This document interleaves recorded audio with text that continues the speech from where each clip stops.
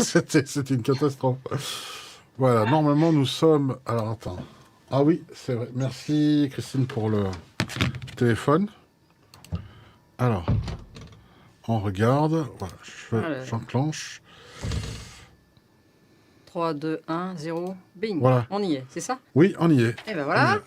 est. Bonsoir à tous. Bonsoir tout le monde, bonsoir Gwenaël, bonsoir Didier. Alors pour moi, c'est une soirée très très particulière, autant pour toi que pour moi, Oui. puisque c'est la première fois que je délègue en tout cas la présentation. Alors, aujourd'hui, ce soir, ça va être avec Valérie, mais ensuite, elle fera cavalier seul dans les prochaines émissions. On salue notre invité, en fait, ton invité, Voilà. qui s'appelle... Gwenaël Percio. Bonsoir, Gwenaël. Bonsoir tout le monde, je suis tellement contente d'être là. Bah super, très Plaisir heureux aussi. partagé. Alors moi, je vais être un peu au chômage technique. Dans le cas, c'est ce que tout le monde vit actuellement en masse, malheureusement. Mais là, c'est volontaire. C'est pas la crise sanitaire qui m'y oblige. C'est moi-même qui me met de côté pour mettre en avant. Valérie, tu es plutôt orientée vers les émotions. Ouais. C'est ta spécialité. Ouais. Tu es passionné par l'humain. Et c'est cette section qui s'appellera donc Sixième Sens. Sixième sens. Le sixième sens, sixième sens. D'ailleurs, on dit souvent que aujourd'hui, il est question, on parle de 5 sens, mais sachez qu'on en parle jusqu'à 12, et notamment, par exemple, la sensation de faim serait aussi prochainement peut-être un sens qui sera... 12 sens. Oui, 12 en tout, oui. Voilà, entre autres. Voilà, donc on va pas parler des sens ce soir, simplement justement de guérir des blessures d'attachement. Et je pense que il y a eu pas mal de couples qui ont sauté pendant le premier confinement. Oui. Il y a eu pas mal de... Ça fait bouger dans les chaumières. Hein. Ça a bougé aussi. Entre pas l'habitude d'être H24 ensemble. Et entre je te supporte plus. Et puis il y a eu des belles découvertes aussi. Il y a des couples qui allaient se séparer et pendant le confinement, finalement, ça s'est arrangé. Ça a consolidé et détruit certains. Donc, tout est juste. Alors, moi, je vais juste faire la présentation et ensuite, je laisserai la parole à Valérie. Donc, vous pouvez trouver, comme d'habitude, vous connaissez la musique, desstudios.fr pour connaître nos prochains masterclass et surtout les prochaines émissions. Vous avez le site internet de notre invité. Voilà, gpercio-psychologue.fr. Le lien est dans la description si vous voulez vous y rendre. Et puis, les modérateurs ne se priveront pas de mettre le lien dans le chat pour vous faciliter. Évidemment, la présentatrice star de ce soir, c'est Valérie Ménérou, spécialiste EFT et praticienne hypnothérapeute, qui va aujourd'hui présenter et questionner donc Gwenaël ce soir. On va parler aussi de son livre, le livre de notre invité Gwenaël Percio, Guérir des blessures d'attachement, apprendre à construire des liens apaisés. Le sous-titre le dit bien, donc on va en parler ce soir. Comment? Voilà. Et puis c'est tout. Voilà. C'est tout ce qu'on va vous dire. Je vous laisse en compagnie de Valérie pour justement parler de ces blessures. C'est à toi. C'est parti. C'est parti. Bon. Alors, tout d'abord, si Gwenaël, tu pouvais te présenter tout simplement. Avec plaisir. Donc, Gwenaël Percio, je suis psychologue clinicienne. Je peux dire peut-être pour démarrer que je travaille en fait à plusieurs endroits. Je suis un peu une passionnée de beaucoup de choses, donc j'essaye de transmettre et puis d'aider à plusieurs endroits. Là où je suis beaucoup, c'est en psychiatrie. Je travaille au CHU de Saint-Étienne, voilà, qui est un boulot qui me passionne, qui est assez difficile évidemment, mais qui m'apprend tous les jours. Donc n'hésitez pas si vous avez des questions par rapport à ça et l'attachement. Je pense que ça peut être chouette de partager cette expérience-là.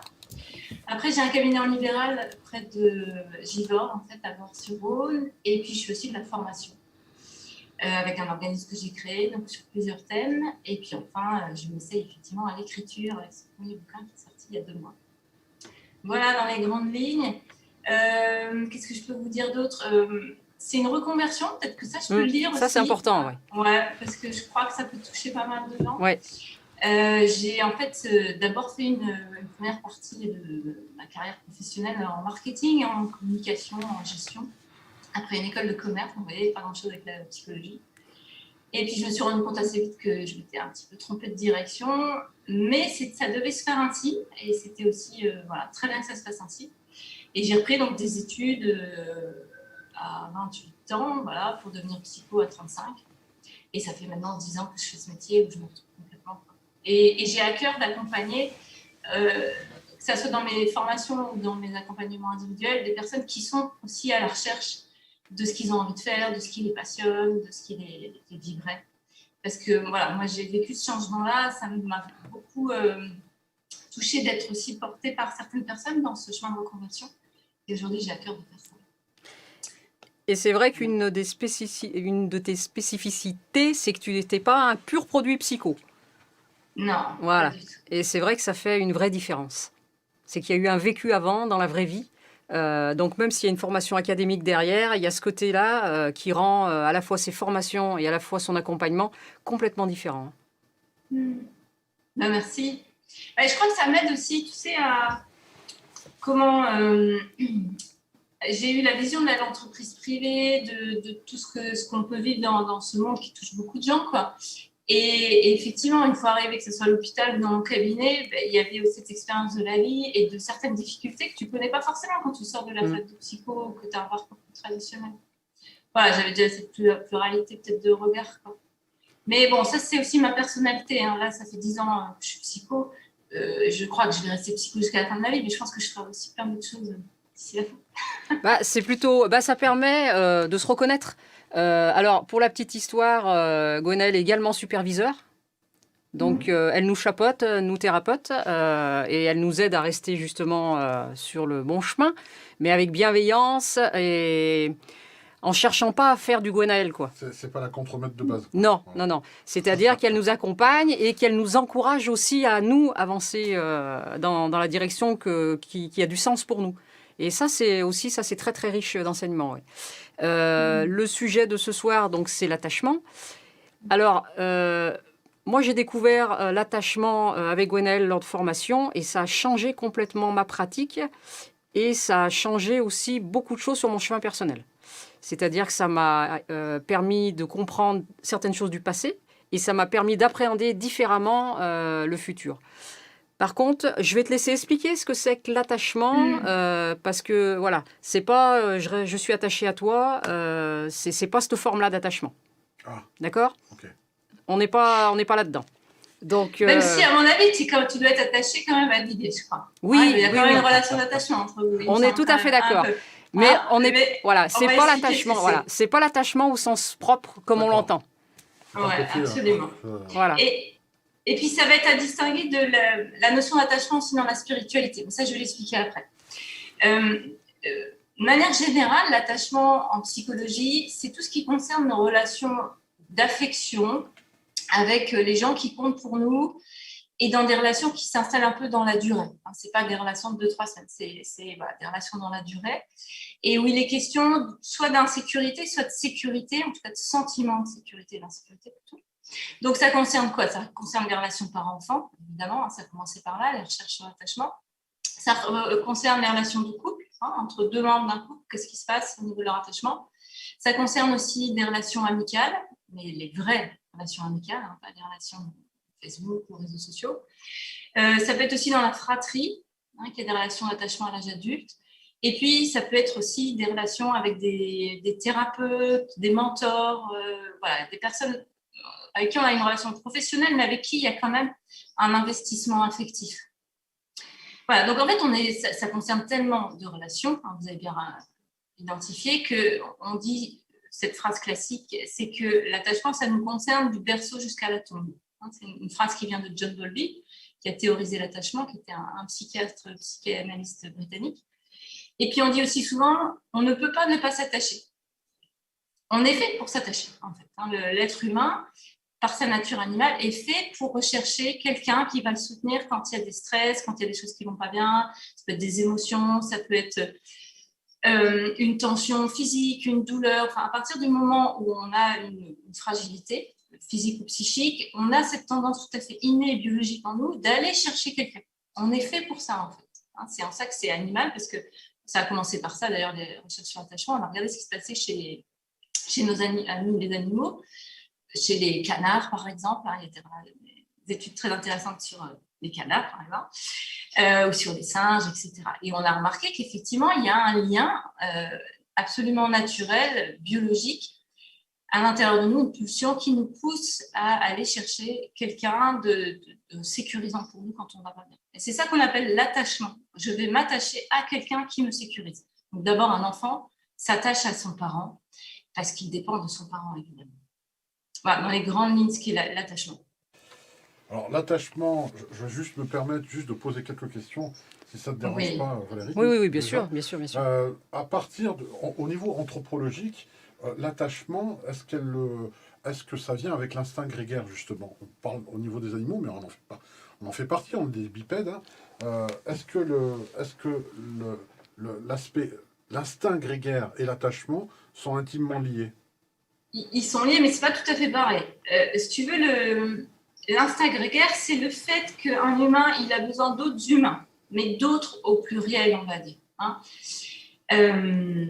L'attachement, c'est aussi ça, mais c'est plus particulièrement d'un individu à un autre.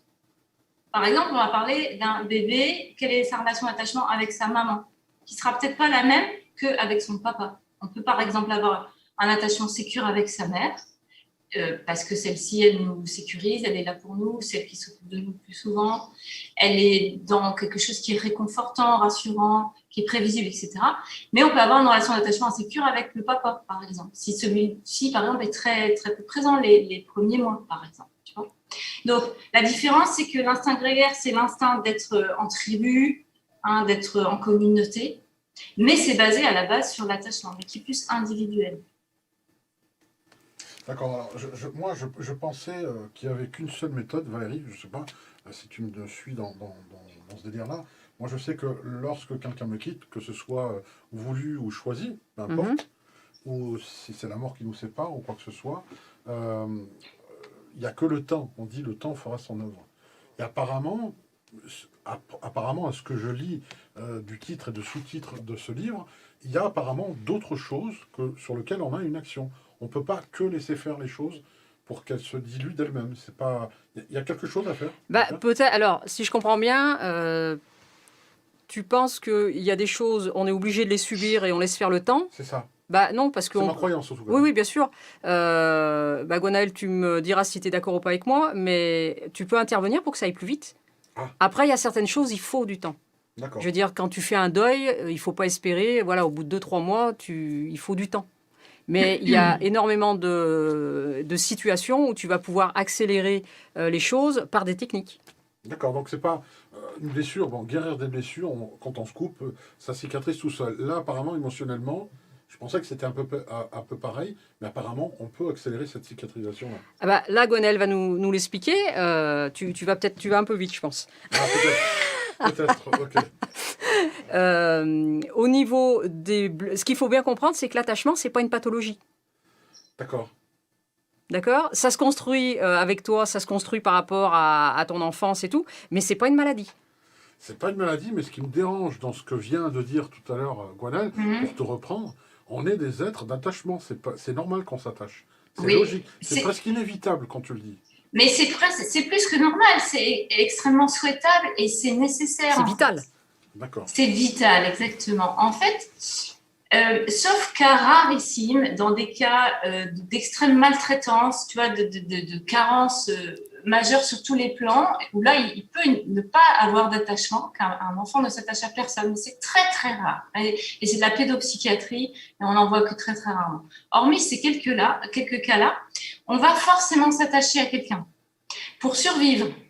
Parce qu'un enfant, mais alors c'est vrai à nouveau beaucoup d'espèces humaines, mais chez les espèces animales, on va dire, mais dans l'espèce humaine, vu qu'on est de manière très prématurée, on dit souvent qu'une grossesse, c'est pas 9 mois, c'est 1 an.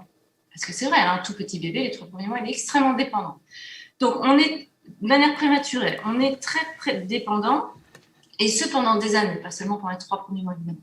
Donc, s'il n'y a pas un adulte auprès de nous qui s'occupe de nous, on ne peut pas survivre. Il y a eu des expériences terribles. Par exemple, j'oublie toujours son nom, mais il y a un tsar qui a fait cette expérience horrible où il voulait savoir quel était le langage primitif, entre guillemets. C'était une drôle d'expérience. Il s'est dit, on va isoler des enfants et on ne va pas leur parler. Et on va voir quelle est la première langue qui va sortir de leur bouche.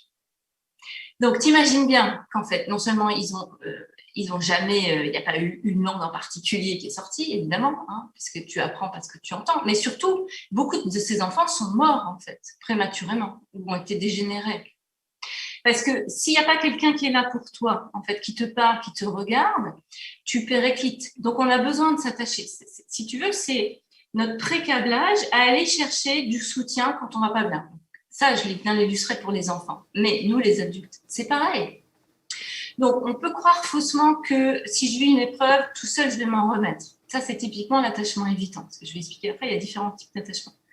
Déjà, je vous illustre celui-ci. Un attachement évitant, c'est croire que si je vis un truc difficile, si j'en parle à personne, le temps va faire son œuvre, comme tu viens de dire, et puis ça va passer. Peut-être que ça va passer, mais en tout cas, ça va passer beaucoup moins vite. Et il restera probablement des traces si tu restes tout seul avec ça. Si à l'inverse, tu as un attachement dit sécure, et c'est ce qu'on souhaite à nos enfants, c'est ce qu'on souhaite à nos proches, c'est ce qu'on souhaite à nos patients quand on est terrain.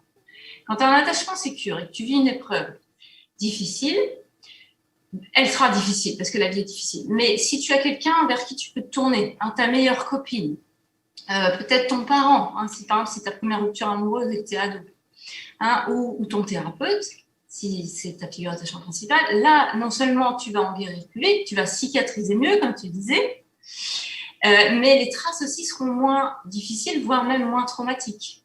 On a tous en souvenir quand même de la première rupture amoureuse, c'est pas un exemple banal, et certains, je pense, peuvent peut-être se souvenir de ça comme un traumatisme, s'il y a eu personne qui les a accompagnés, qui les a rassurés, qui les a, tu vois, réconfortés, changé les idées, rassurés sur leurs valeurs, etc. Donc, ça sert à ça, l'attachement. Ça sert à avoir quelqu'un qui est là pour toi quand tu ne vas pas bien. Et donc, ça, c'est vrai à nouveau, du berceau jusqu'à la tombe. Une personne âgée qui est sur le point qui sent le dernier jour arriver, va être évidemment, en tout cas pour la plupart d'entre nous, alors sont ceux qui abordent la mort avec sérénité, je crois, va être stressée. Donc, qu'est-ce que va faire une personne âgée qui est sur ses derniers temps de vie? Elle va se tourner vers ses figures d'attachement. Souvent, c'est-à-dire ça va être ses propres enfants, mais c'est pas ou ça, des soignants. Oui.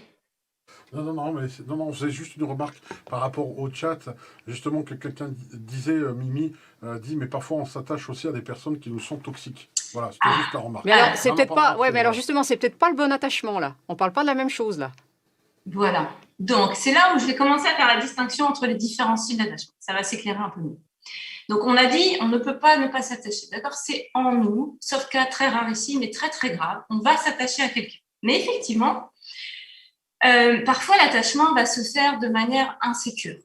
Et ça a distingué donc de l'attachement sécure. L'attachement sécure, pour brosser les grandes lignes rapidement, c'est en gros quand ça s'est plutôt bien passé dans mon enfance. C'était pas idéal parce que la vie est ainsi, mais globalement, j'ai des parents qui étaient présents. Déjà, ils étaient là, il y avait quelqu'un, idéalement les deux. Ils étaient présents aussi psychiquement. Et il y avait quelqu'un en fait qui m'écoutait quand j'allais pas bien. Ils étaient aussi prévisibles, ils étaient attentifs à mes besoins, etc. Donc ça va créer ce qu'on appelle un attachement sécure, où globalement, je vais avoir plutôt un bon niveau de confiance en moi, en l'autre et dans le monde, et puis dans l'avenir aussi en général. Voilà.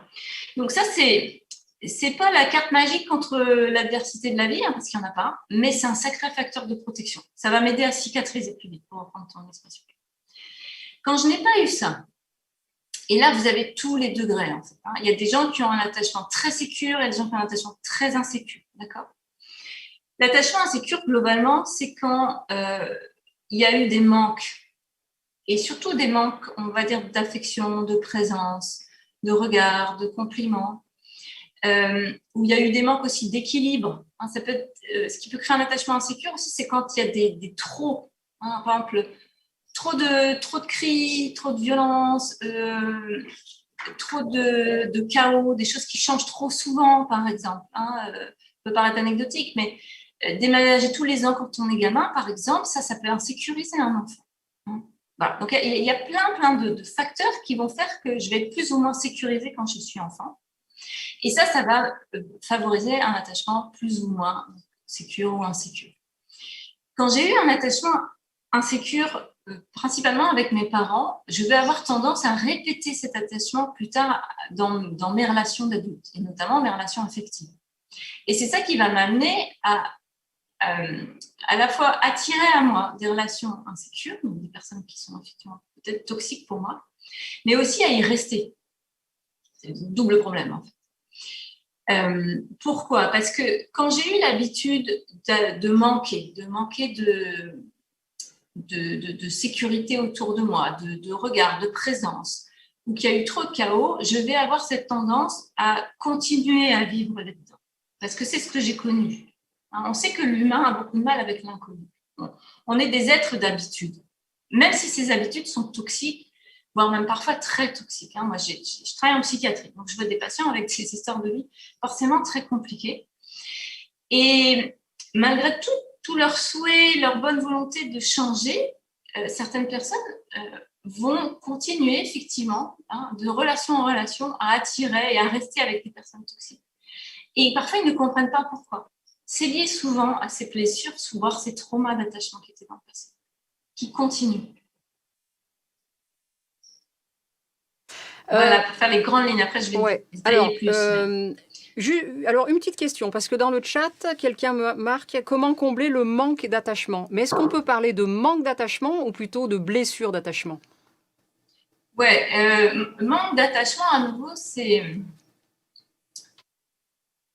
ça ne veut pas dire grand-chose du point de vue de théorie de l'attachement, mais sûrement que la personne, elle veut dire effectivement d'un manque d'affection, d'un manque de présence, d'un manque d'amour, en fait.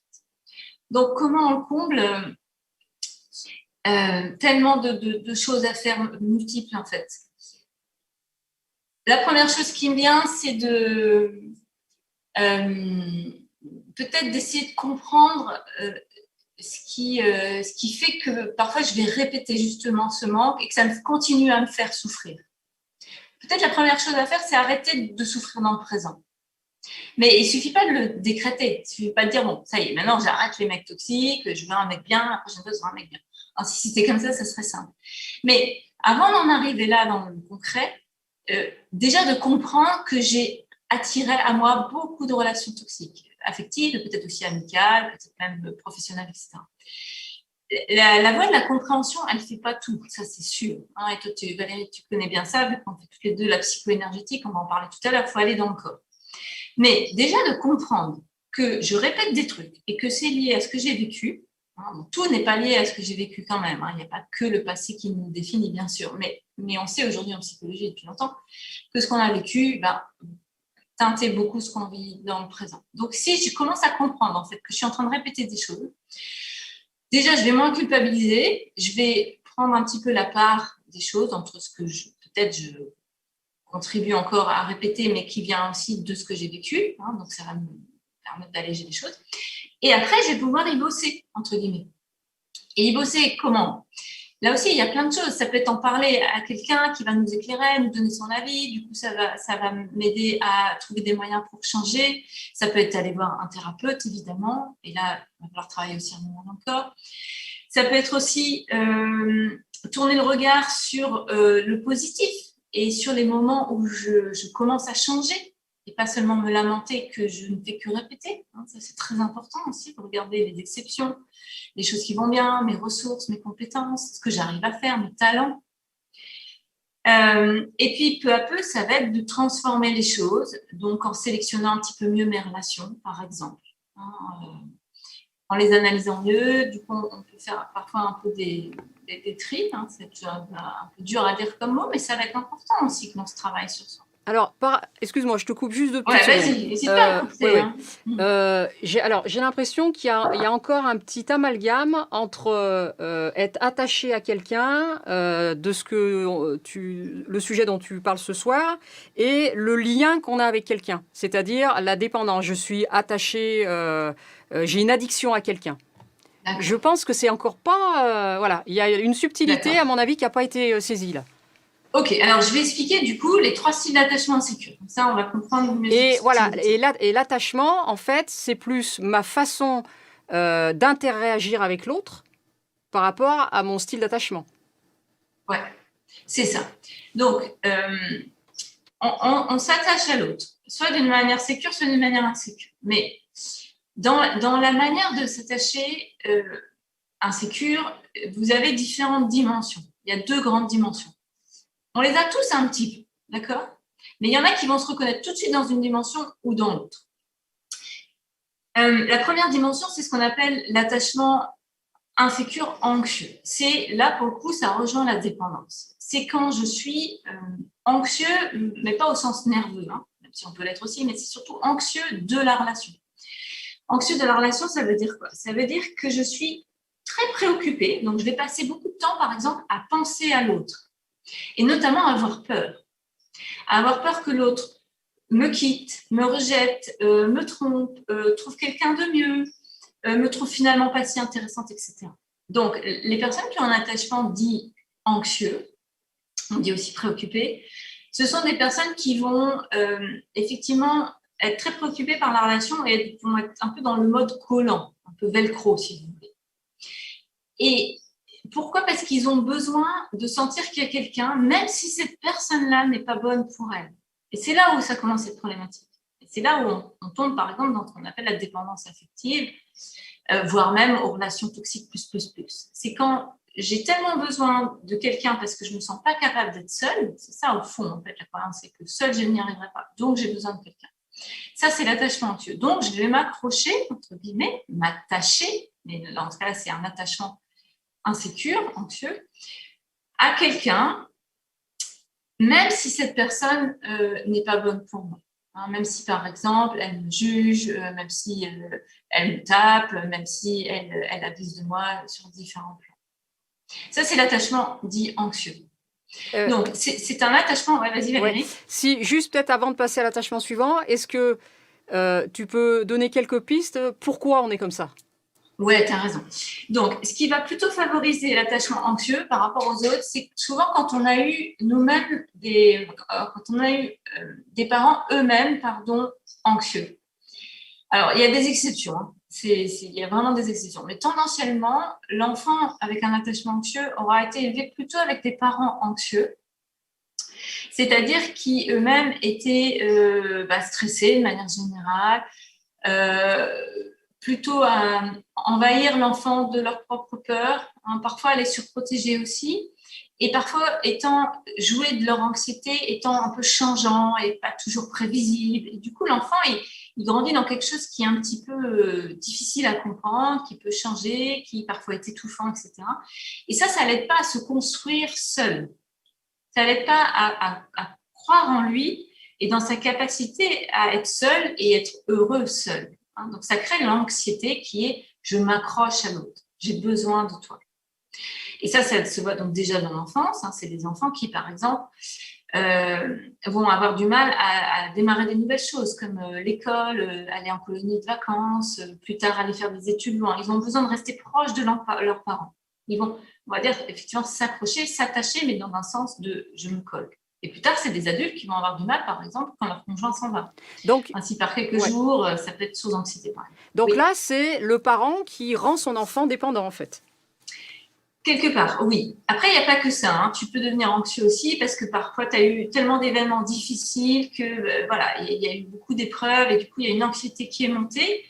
Mais principalement, c'est le stress parental de type anxieux qui va générer ça. Voilà.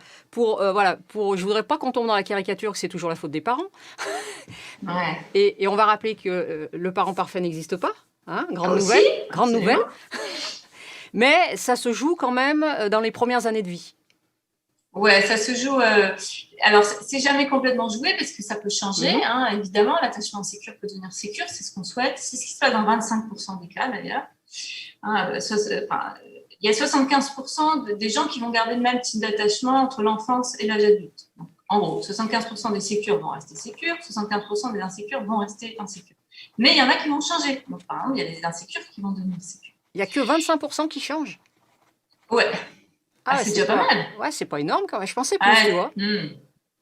25%. Okay. C'est de quel âge à quel âge cette période qui est donc, cruciale dont on parle Il n'y a aucune période vraiment cruciale avec un âge arrêté. Mais on va dire que plus l'enfant est petit, plus il vit des choses positives, structurantes, plus on lui donne des chances d'avoir un attachement sécure.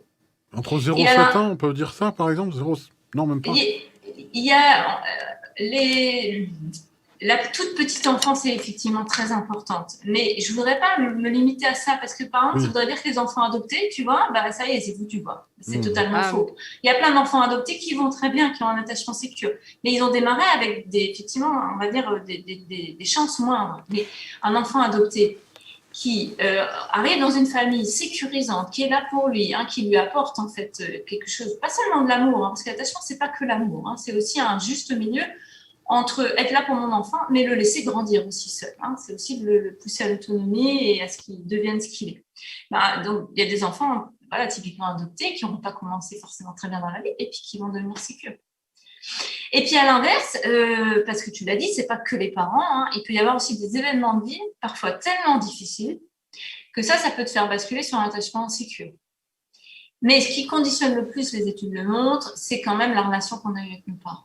Alors, le fait, quand tu parles des enfants adoptés qui se sécurisent, ça veut dire qu'on n'est pas obligé de prendre conscience de son style d'attachement pour venir le réparer? Non, puisque là, pour le coup, c'est dans l'enfance que ça se passe. Ça va se faire, là, ça va se faire naturellement, en fait. Ça va se faire, un enfant...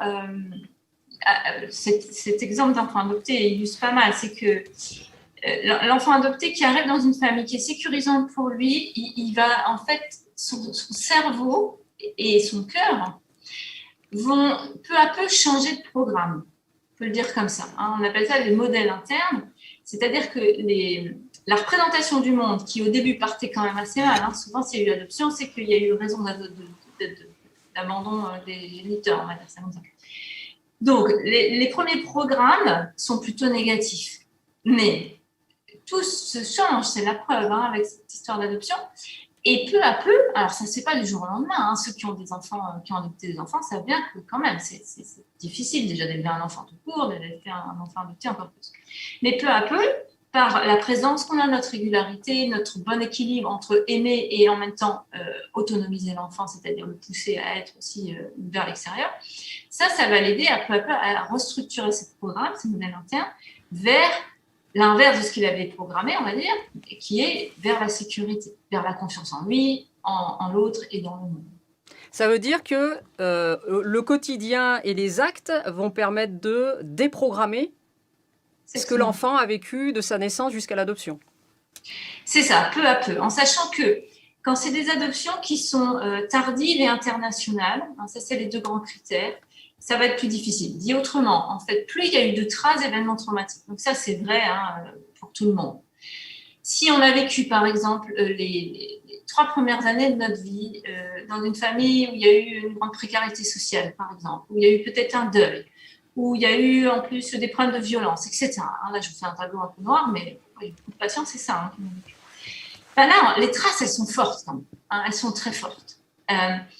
Et il en restera probablement. Mais si à un moment, les courbes s'inversent, si par exemple l'enfant peut vivre autre chose, et vivre autre chose, ce n'est pas forcément une adoption. Ça peut être qu'à un moment, les parents, ils sont aidés, qu'on les aide, ces parents, sur tous les plans, et psychologiquement, prioritairement. Si à un moment aussi, cet enfant, il arrive dans une école où il a des super instits, un directeur qui fait gaffe, qui a un œil vigilant sur cet enfant qui est peut-être plus vulnérable que les autres. Si du coup il se fait des copains, et puis que plus tard il se rend compte qu'il est super bon en foot ou super bon en dessin, et puis qui commence, vous voyez, peu à peu à programmer d'autres choses, et bien ça peut être à 18 ans un adulte qui soit sécure. Il n'est même pas encore passé par la case de la thérapie. D'accord ? Ouais, donc, bon, ça c'est un peu un tableau idyllique, mais c'est juste pour dire que ça peut exister. Ça, c'est possible, ouais. Alors, les personnes qui t'écoutent et qui, par exemple, viennent d'identifier le style d'attachement d'un de leurs enfants ou le leur, qu'est-ce que tu leur conseilles? Alors attends, parce que je n'ai pas parlé des évitants encore. Oui, mais c'est pour ça on va faire peut-être par étapes. S'ils sont reconnus là, qu'est-ce qu'ils font? S'ils sont reconnus, tu veux dire dans les insécures? Ils sont reconnus insécures et plutôt anxieux fusionnels. Ah oui, d'accord, tu es toujours sur ce coup. Qu'est-ce qu'ils peuvent faire? Déjà, prendre conscience que s'ils ont cet attachement anxieux fusionnel préoccupé, c'est pas pour rien, à nouveau. Donc, essayer peut-être d'aller explorer ce qui les a amenés à être aujourd'hui encore ainsi. Et après, se faire aider, et se faire aider, c'est pas toujours par la classe-thérapeute. Hein. Moi, je suis pas la psy qui envoie tout le monde chez la psy, justement, les thérapeutes. Ça peut être, par exemple, de se faire aider par ceux qui sont là pour ça. Hein. Je pense à la PMI, par exemple, si c'est des enfants très, très jeunes. Plus tard, ça peut être des associations diverses. Ça peut même aller faire toc-toc chez des professionnels, pour le coup, si les difficultés sont plus importantes. Et puis, ça peut être aussi s'entraider. Hein, demander aux copines, aux voisines. Il y a cette expression très juste qui dit qu'il faut un village pour élever un enfant. C'est tellement vrai. Et on a perdu ça. Hein, donc, je les inviterais aussi voilà, déjà à explorer ce qui se passe à l'intérieur, d'où ça vient, se faire aider, apprendre à réguler les émotions, parce que c'est le gros problème de l'attachement anxieux, c'est qu'il y a quelque part un trop-plein émotionnel. Donc, ça peut être avec les techniques qu'on utilise toutes les deux, comme l'EFT, par exemple, ou d'autres. Pour arriver notamment à gérer ces moments dans le quotidien avec nos enfants où on est débordé de nos émotions, en fait, dans les grandes lignes. Alors, pour moi, je détecte un problème, si tu peux me permettre, Gwenaëlle, c'est que les parents ne peuvent transmettre que ce qu'ils ont eux-mêmes reçu. Donc, quelque part, si on parle d'une mère étouffante et castratrice, on peut aller jusque-là, par exemple, c'est un exemple parmi d'autres, est-ce que l'enfant va être pareil justement, ou carrément l'inverse. Il faut casser ce cycle infernal. Il y a aussi ça, ce cas de figure, ça peut être presque transgénérationnel. Ça a toujours été comme ça dans ma famille. Les mères ont toujours été couveuses avec les garçons particulièrement, ou les filles, peu importe. Ça, comment on fait si les personnes se reconnaissent là-dedans, de dire... parce que c'est compliqué de casser cette... c'est compliqué, bien sûr. Voilà, la tradition, entre guillemets. Et puis déjà de s'en rendre compte. Oui, aussi, c'est ça. Parce que si c'est un anxieux qui élève un anxieux et qui fait un anxieux derrière, pour lui, c'est normal. Ouais. C'est leur propre norme. Oui, mais c'est là où, à nouveau, il faut l'attribuer pour élever l'enfant. Hein. C'est-à-dire que, bon, déjà, pour rappel, il y a 2 parents, idéalement, on va dire. Donc, on n'a pas toujours 2 anxieux ensemble. Hein. Donc, peut-être qu'il y en a un qui est plus sécure, plus calme, donc qui va pouvoir épauler l'autre. Ça, c'est déjà la première chose que j'ai envie de dire. Et après, tu as tous les cercles concentriques autour des parents. Tu as déjà les grands-parents, hein, tu as les frères et sœurs. Alors, tu vas me dire, s'il n'y a que des anxieux, effectivement, c'est compliqué, mais il n'y a pas non plus que des anxieux. Hein. Tu as aussi d'autres programmes. C'est pour ça que, par exemple, la notion de parrain-marraine, je trouve, est très intéressante dans le point de vue psychologique aussi. Alors, parce qu'on va apprendre d'autres adultes. Donc, premier cercle, tu as la famille proche. Cercle suivant, tu as les autres adultes. Donc, ça peut être la nous, ça peut être les profs de maternelle, hein, si on est encore dans la petite enfance, puis plus tard les artistes, puis plus tard encore les profs, les coachs sportifs, les grands entraîneurs, etc. Hein. Et puis, plus l'enfant grandit, quand il devient un ado, tu as aussi le rôle des pères, des PAIRS, des amis qui va jouer aussi beaucoup. Hein, donc, c'est beaucoup plus complexe que juste ce petit microcosme familial. Donc, une piste, c'est ce que je dis peut-être juste avant, hein, c'est d'ouvrir justement ce microcosme pour aller chercher de l'aide, du conseil ailleurs, d'autres couleurs. Oui, histoire d'avoir un autre référentiel que de tourner à chaque fois en rond dans ce cercle vicieux et plutôt créer autre chose. Donc, la tribu est très, très importante. Donc, c'est l'interaction avec le reste. Donc, la famille ne doit pas dire on ne lave pas son linge sale en public, mais quelque part, il y a un peu de ça aujourd'hui. Ça s'est ouvert hein, par rapport à avant. Ce n'était pas faisable auparavant. Aujourd'hui, on le fait de plus en plus. Et par rapport, alors ça me fait rebondir, la tribu, est-ce qu'il y a eu des études de fait sur les styles d'attachement, justement, dans les peuples qui vivent encore en tribu? Alors, ce qu'on sait des styles d'attachement, c'est que globalement, tu as un peu les mêmes pourcentages sur les différents styles d'attachement partout dans le monde. Donc, vraiment, voilà, quel que soit le continent, tu as à peu près 50% des personnes qui ont un attachement sécure, que ce soit en Europe, aux États-Unis, en Afrique profonde, en Océanie, etc. Et tu as, on a parlé des anxieux, on n'a pas encore parlé des autres, les anxieux, c'est environ 20%, et tu as 20% à peu près partout dans le monde. Mais ce qu'on sait quand même, c'est que ces proportions, elles changent un petit peu à la marge quand même, dans nos pays occidentaux, et pas dans le bon sens. Je vais répondre après à ta question plus directement, mais je dis d'abord ça. C'est une étude qui a été faite aux États-Unis. Hein, en France, je n'ai pas connaissance d'études similaires, mais aux États-Unis, on a fait une étude sur 25 ans qui a montré que le nombre de personnes avec un attachement insécure augmente une manière quand même, enfin, c'est pas non plus plus 10%, mais c'est quand même assez significatif pour qu'on en parle. Donc ça veut dire que globalement, dans notre vieille Europe, on a la même chose, dans notre monde occidental, il y a de plus en plus d'insécurité, ce qui est tout à fait logique. Hein. On est dans une société quand même assez malade, je crois. Hein. Travailler en psychiatrie, je pourrais en parler longuement aussi, de comment la société rend malade les gens. Et forcément, ça joue sur l'attachement, hein, qui est de plus en plus insécure. Donc, pour répondre plus directement à ta question, les chiffres montrent que globalement, tu as quand même la même chose partout dans le monde.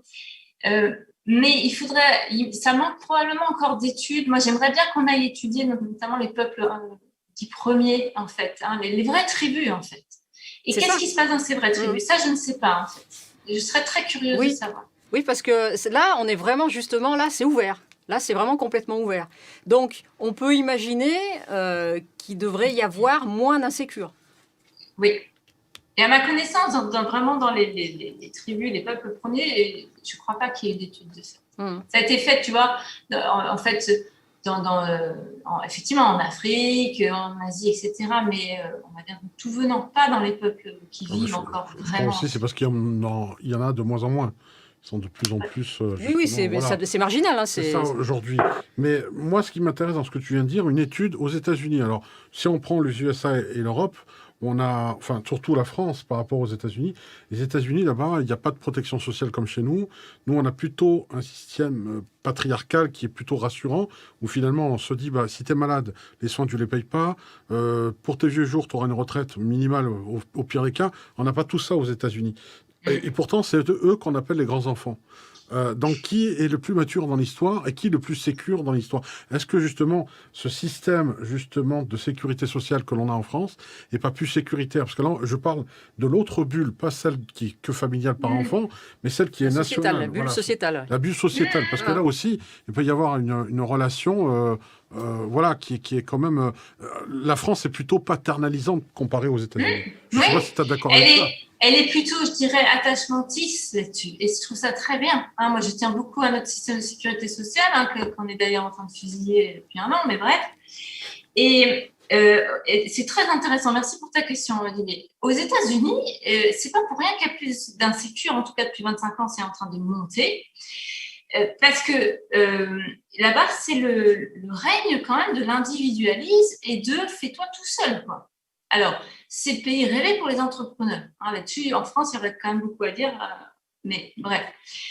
C'est un pays rêvé pour les entrepreneurs. Certes, c'est peut-être séduisant, mais comment entreprendre quelque chose, comme créer une société, pour y arriver, il faut un minimum de sécurité interne à l'intérieur de soi. C'est la même chose pour un gamin, pour qu'il aille en colo de vacances, qu'il ait envie et qu'il s'y éclate, il faut qu'il ait un minimum de sécurité interne à l'intérieur de lui. C'est pour ça qu'un enfant anxieux, par exemple, aura plus de mal à aller en colo de vacances. Un adulte sécure va davantage en fait entreprendre de manière sécure, c'est-à-dire quand il sent qu'autour de lui, il y a des gens qui sont là pour l'aider. Le premier cercle est la famille, les proches, mais quand la société aussi peut soutenir ça aide beaucoup. Et pour en revenir à la sécurité sociale, en fait, le fait qu'on ait un système en France qui soit basé sur la solidarité et le soutien aux plus faibles dans la maladie, ça, moi, je trouve ça tout à fait attachementiste. Je trouve ça très sécurisant. C'est que, contrairement à ce que beaucoup pensent qu'on est une société d'assistés, moi, je m'offusque de ça. On est une société de solidarité en France. C'est génial. Ça, c'est très attachementiste. C'est de se dire que si j'ai eu le malheur de vivre dans une famille où ça s'est très mal passé, où je me suis toujours démerdée tout seul, où forcément je suis un petit peu cassée de toutes parts, psychiquement, physiquement, mais qu'il y a un système qui va me soutenir là-dessus et pas juste m'enfoncer et me laisser crever dans la rue comme ça se passe aux États-Unis, et j'ai peut-être une chance de m'en sortir. Au moins, il y a un minimum de sécurité, on va dire étatique, je ne sais pas comment le dire, hein, de soutien de la société. Oui, c'est ça, étatique, soutien étatique, oui, c'est le cas, voilà. Hein, bien sûr. Et c'est, je pense, ce vers quoi on doit se destiner. Hein. Alors là, on est plutôt à l'inverse en ce moment. Mais nos principes de base sont des bons principes aussi d'un point de vue de la psychologie, pas seulement de la morale. Et moi qui travaille à l'hôpital public, juste pour terminer, parce que c'est un sujet, si vous m'avez lancé là-dessus, il faut m'arrêter.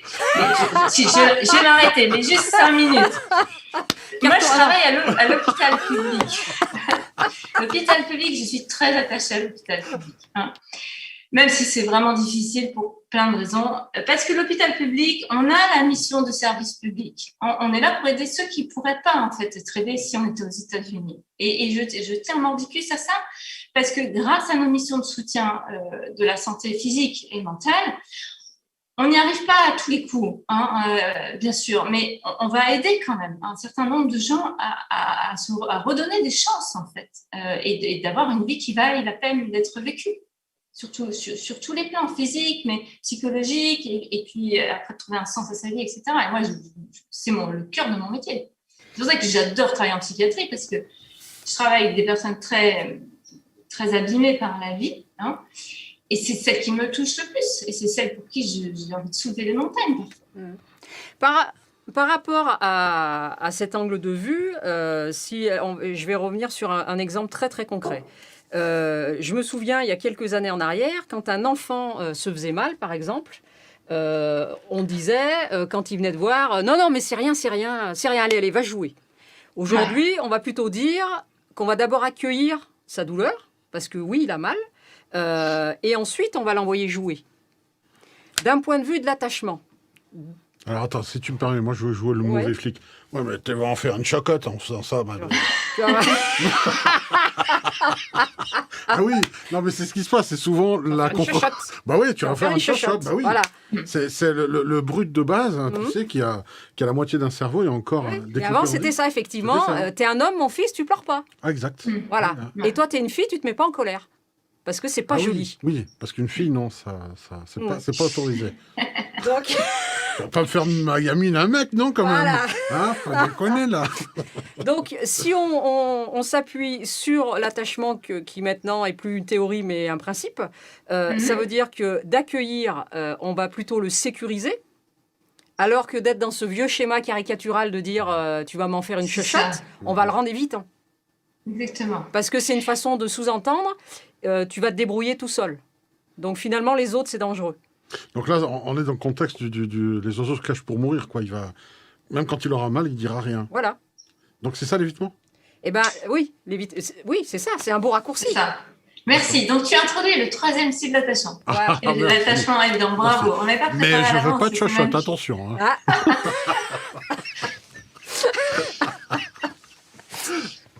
Donc, c'est le 3e style d'attachement. Donc, j'ai parlé des sécures, on a parlé des anxieux / fusionnels / préoccupés.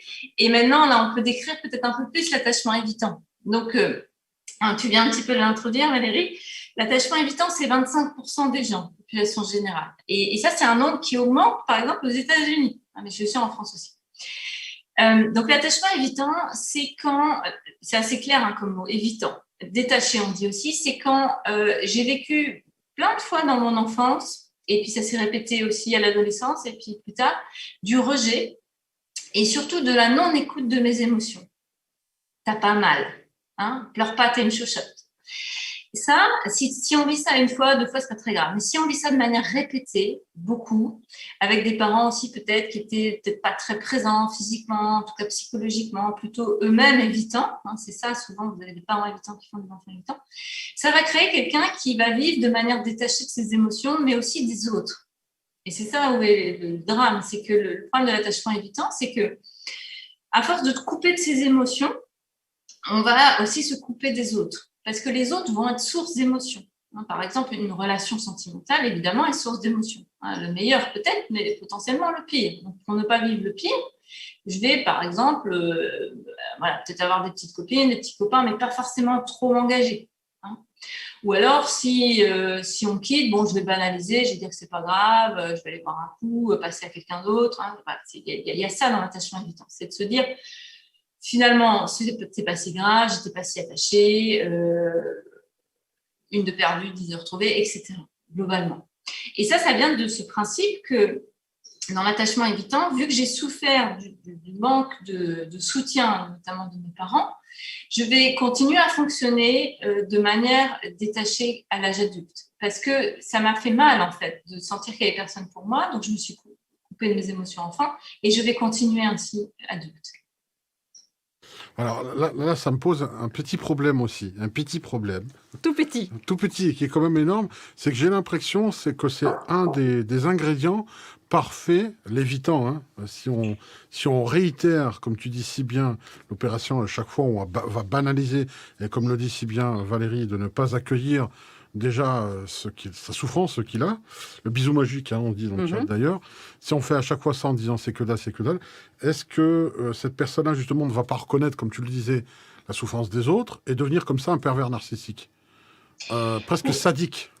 Non, parce qu'il y a 25% des gens qui ont un attachement évitant et qu'il n'y a pas de 25% de sadiques ou de pervers narcissiques. Heureusement. Dieu merci. Ça, c'est une bonne nouvelle. Hein. Déjà, Non, oui. mais par contre, là où tu as raison, Didier, c'est que les pervers narcissiques et les sadiques, mais bon, les sadiques, c'est quand même plus rare. Hein. Il est un peu Mais, tôt, là, pour et les parler de pervers ça. narcissiques aussi, c'est rare. On va dire que les personnes manipulatrices, hein, narcissiques, et là, pour le coup, il y en a quand même un certain nombre, ce sont des grands évitants, ça c'est sûr. Mais c'est des évitants plus. C'est des personnes très, très détachées de leurs émotions. Et l'évitant, on peut être 100% évitant? Ou est-ce qu'il y a toujours quand même une petite partie Je peux pas répondre à cette question parce que tu vois, c'est pas comme si tu fais une recette de cuisine où tu vas peser sur ta balance, tu vois, le nombre de grammes d'évitement et d'anxiété en fait. C'est tellement subtil ça. Il y a des gens qui sont très évitants. 100%, je dirais jamais jusqu'à dire ça parce que ça voudrait dire qu'on est déterministe, tu vois, et qu'on ferme les choses, que quelqu'un est ainsi et qu'il n'y a rien d'autre. Oui, c'est pas je ou crois que ça blanc ou noir, n'existe ouais. pas. Hein. Par contre, on peut être évitant dans sa sphère privée et être anxieux dans la sphère professionnelle, ou inverse. Alors, quand il commence à y avoir des mix comme ça, entre une polarité évitante et une polarité anxieuse, c'est-à-dire, par exemple, éviter les émotions dans sa vie de famille, vie de couple, par exemple, on va dire, donc c'est attachement évitant, avoir du mal à s'engager, par exemple. Et puis, être plutôt à coller, par exemple, dans ses amitiés, imaginons, hein, parce que professionnel, c'est encore autre chose.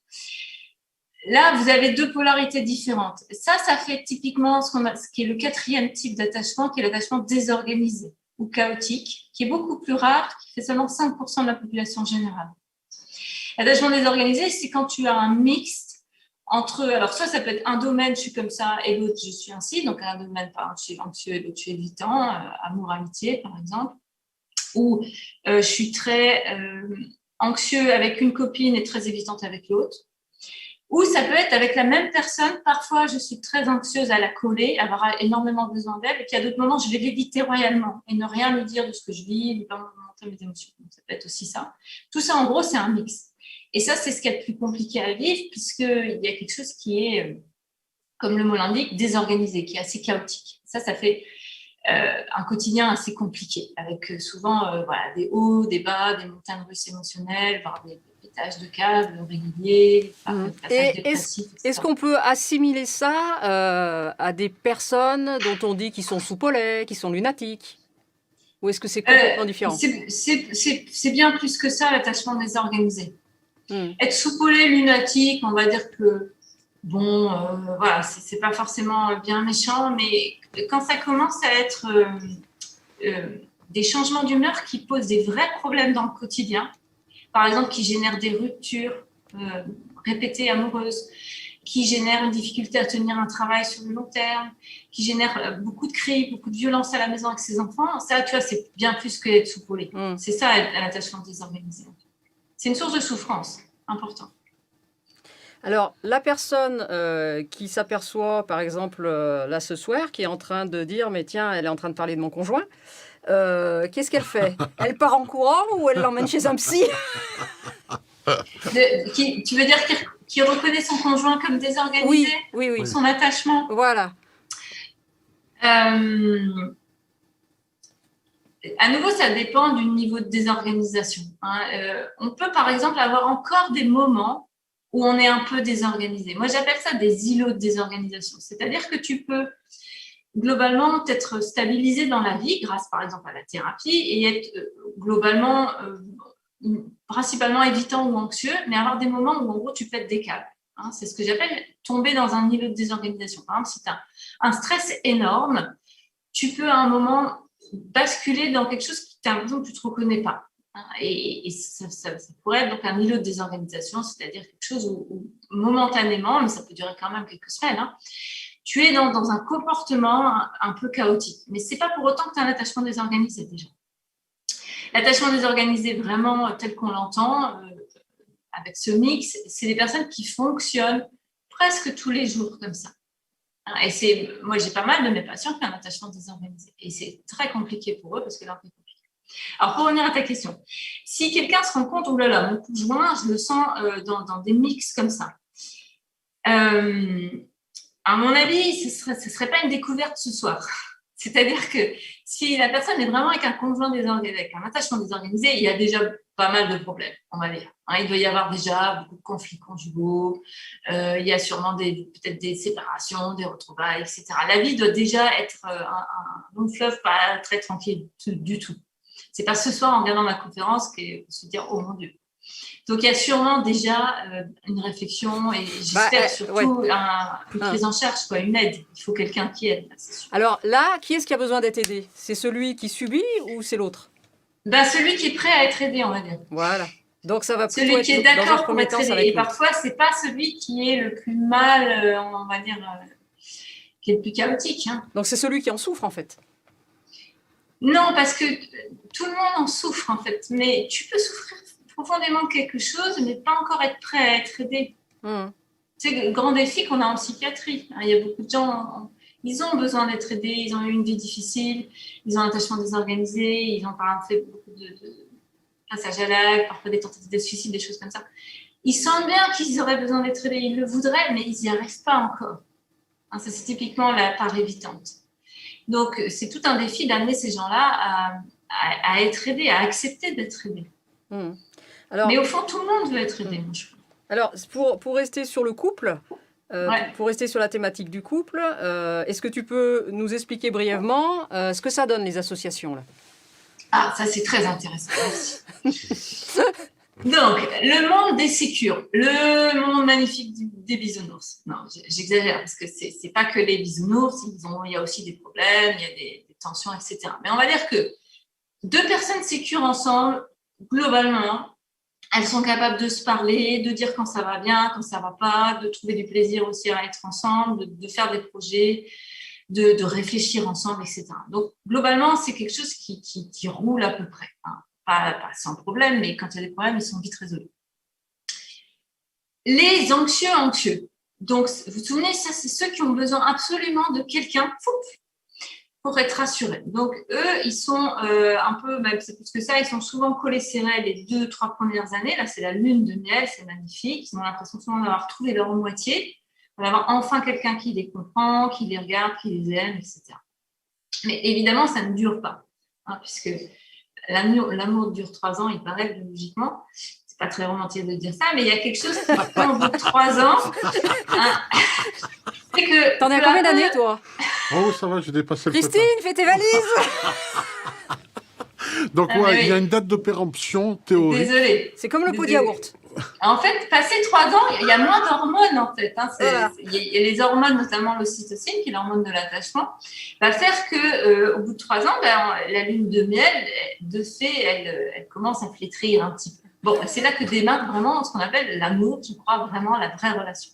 Mais est-ce que... Donc, oui. Est-ce que le fait qu'on ait 2 anxieux comme ça, fusionnels, est-ce qu'il n'y a pas aussi le phénomène qu'il y en a un des 2 qui est en train de se sécuriser? Tu veux dire quand ça commence à s'ouvrir, justement? Ouais. Oui, en fait, c'est ce qui se passe la plupart du temps. La plupart du temps, il y en a un des 2 qui commence justement à vouloir vivre un peu sa vie par lui-même. Donc, si tu veux, il y en a un qui se dit « moi, j'ai envie d'aller passer du temps avec mes amis, j'ai envie de faire cette formation-là, j'ai envie de faire ci, j'ai envie de faire ça. » Mais l'autre, il est là « mais non, mais reste avec moi. Hein » Et souvent, les reproches, ça va être « mais t'as changé, t'es plus comme avant, t'es plus l'homme merveilleux, romantique, doux, prince charmant que t'étais au début. » En fait, c'est pas ça, c'est que l'autre, il est en train de vivre aussi sa propre vie, hein, parce qu'on n'est pas qu'un membre d'un couple, on est aussi un individu avec des envies, des projets, etc. Pour celui qui va commencer un peu à prendre le large, mais qui n'est pas une fuite, qui est juste de vivre aussi sa vie tout en restant en couple, S'il est sécure, ça va pas être facile d'avoir un anxieux qui colle, mais on va dire qu'il reste suffisamment confiant en lui pour aller bien. Ce qui est difficile, c'est pour l'autre, parce que lui, il se sent abandonné, en fait. Il a l'impression qu'il n'y a plus personne. Et lui, il va être beaucoup dans ces plaintes-là.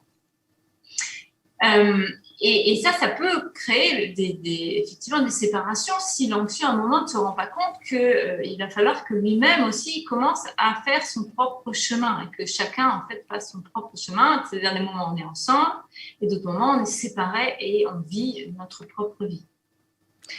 Donc les anxieux, au début, tout va bien. Et puis, souvent, il y en a un des deux qui commence un petit peu à se sécuriser un petit peu plus que l'autre. Et c'est là où, en fait, on va pouvoir travailler. Mais si les deux restent anxieux, en général, c'est compliqué parce que il y a quand même beaucoup de contraintes dans la vie qui fait que tu ne peux pas rester collé avec ton chéri tout le temps. Hein. Donc, tu vas être obligé de te séparer pour aller bosser, t'occuper de tes enfants, etc. Donc, il va y avoir des moments où l'un et l'autre vont se sentir abandonnés. Mais on va dire successivement, donc c'est un peu c'est fatigant. En fait, tu rejoues ce que tu joues quand tu es enfant et que tu dois apprendre à te séparer de ta mère. Exactement. C'est exactement ça. Alors, si tu me permets, Gwenaëlle, j'aimerais annoncer ce que tu proposes ici. Gwenaëlle, elle vous propose des pots entiers de gélules pour retrouver ses hormones des 3 premières années. Si vous voulez retrouver le gluant. C'est un produit 100% Gwenaëlle, voilà. Non, évidemment, on peut pas reproduire ces hormones-là. Ça me dérange un petit peu parce que j'aimerais bien des gélules, là. Et ouais, mais tu rigoles, Didier, mais n'empêche que l'ocytocine, tu penses bien qu'il y a des chercheurs qui se sont intéressés à cette hormone. Oui, je me disais, mais pour soigner... Eh ben ouais, tu penses bien, il y a cache machine derrière. Donc, pour soigner des gens très insécures, on se dit, il suffit de leur donner de l'ocytocine. Ce qu'ils n'ont pas eu quand ils étaient petits, c'est l'hormone de l'attachement, tu te rappelles, l'ocytocine. On va leur en donner d'une manière ou d'une autre. Sauf que l'ocytocine, en fait, le seul moyen de donner de l'ocytocine à quelqu'un, c'est sous forme de pchit dans le nez, en fait, à ma connaissance, en tout cas. Peut-être ça a changé depuis, mais à ma connaissance... C'est tellement romantique. C'est ça. Donc, et puis surtout, ça ne dure pas. Ouais. Ça ne dure pas du tout et ça ne soigne rien, d'accord? Donc, ça ne va pas marcher, les gélules, on ne va pas y arriver. Donc, ça marche pas, ça marche qu'un temps. À la limite, ça fait un shoot, si tu veux. Hein, voilà. Donc, ça veut dire que si on veut vivre en permanence ça, tous les 3 ans, il faut changer de conjoint. Oui, ça explique. Mais d'ailleurs, c'est un peu le mode. Hein, mais il y en a qui le font. Oui, c'est un peu ça. Ouais. Les évitants, c'est un peu ce qu'ils font. Ils se refont, voilà, c'est quand même agréable d'être en couple. Mais dès que ça commence, tu vois, à avoir des défis, qu'il y a les individualités qui arrivent, qu'on commence à pas forcément être d'accord, etc., voilà, dans ce cas-là, l'évitant, il va s'en aller, il va fuir, c'est plus facile. Et il va croire qu'à côté, ça va être mieux. L'herbe sera plus verte. Donc, ça veut dire qu'un anxieux avec un évitant ou un anxieux avec un sécure en face de lui, tout va bien. Un évitant avec un sécure, tout va bien. 2 anxieux, c'est collé serré. Et alors, nos 2 évitants? Alors, les 2 évitants, je dis souvent que c'est comme les 2 rails de la SNCF. C'est bienvenu à la SNCF. Ah oui, pas mal. Donc, c'est-à-dire que 2 évitants, ils se protègent en étant éloignés.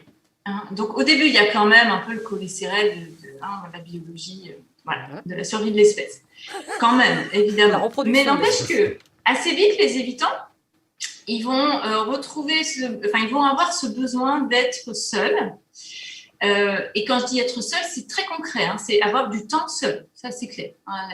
Tous mes patients évitants, souvent, ils vont se plaindre que leur conjoint est un peu trop présent, ou alors quand il n'est pas là, ça va bien. Donc, il y a déjà être seul concrètement, physiquement, mais il y a aussi être seul, on va dire, pour monter des projets, conduire des choses, décider, etc. Dans un couple, un évitant, souvent, il va prendre des décisions sans en référer à son conjoint parce que tout simplement, pour lui, la vie, elle fonctionne comme ça. Je réfléchis seul, je décide seul parce que ça m'a aidé. Donc, les évitants dans un couple, rail de la SNCF, c'est-à-dire que ça fonctionne très bien au quotidien. C'est très pragmatique, en fait. Souvent, dans un couple, tu vois, ils vont répartir les tâches. Il y en a un qui s'occupe plus des enfants, l'autre qui s'occupe plus de bosser, par exemple. Il y en a un qui fait les papiers, l'autre qui fait la cuisine, etc. Ça peut être concrètement comme ça.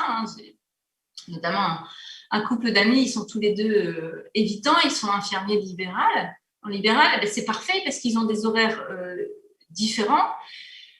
L'excuse, entre guillemets, c'est pouvoir s'occuper des enfants tout le temps, mais c'est surtout aussi une bonne manière de jamais se voir. Parce que quand l'un travaille, l'autre est à la maison et inversement. Donc, c'est ça les rails SNCF. C'est que tu ne te croises pas souvent.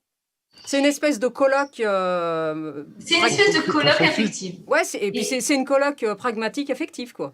Oui, et d'ailleurs, tu parles de colloque, mais dans les couples évitants-évitants qui ont un certain nombre d'années derrière eux, parfois la sexualité disparaît, d'ailleurs. Parce que la sexualité, c'est ce qui permet de se rencontrer.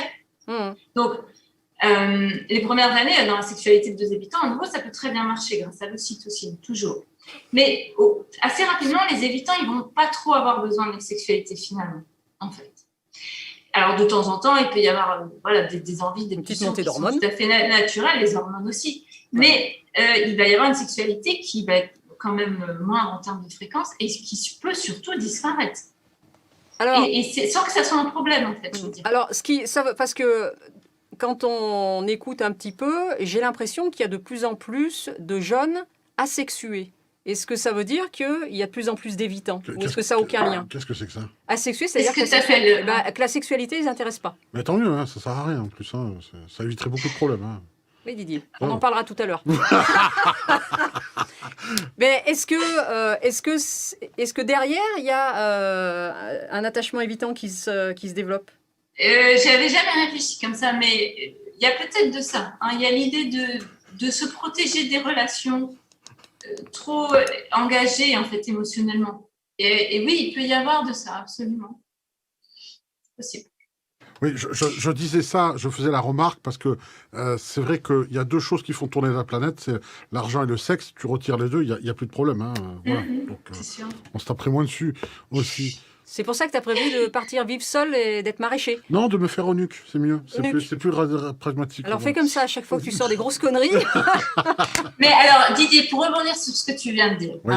Je suis d'accord qu'effectivement, l'argent et le sexe peuvent être source de beaucoup de dérives. Oui, tout à fait. Mais bon, l'argent, c'est juste un flux. Et puis, le sexe, c'est aussi ce qui permet de se rejoindre et de se reconnecter. Et donc, pour revenir à mes deux rails de la SNCF, les deux évitants, en fait, ce qui va se passer aussi parfois, pas toujours, hein, parce que tu en as qui vont fonctionner comme ça toute leur vie jusqu'à la fin et ça ira bien. Mais tu as aussi parfois, et c'est ce qu'on va souhaiter, un des deux qui va être frustré de ce mode de colloque et qui va vouloir se rapprocher de l'autre, qui va vouloir une proximité affective, une proximité émotionnelle, verbale, de se parler, de se toucher et de faire l'amour, par exemple. Tu vois, et par exemple, pas seulement faire l'amour mécaniquement, mais d'y mettre aussi toute la beauté qu'il y a dans l'acte sexuel, qui est un partage formidable, en fait. Et ça, par exemple, quand l'un des deux a envie d'une proximité plus forte avec l'autre, avant tout émotionnelle, hein, mais la sexualité, ça fait partie de tout ça.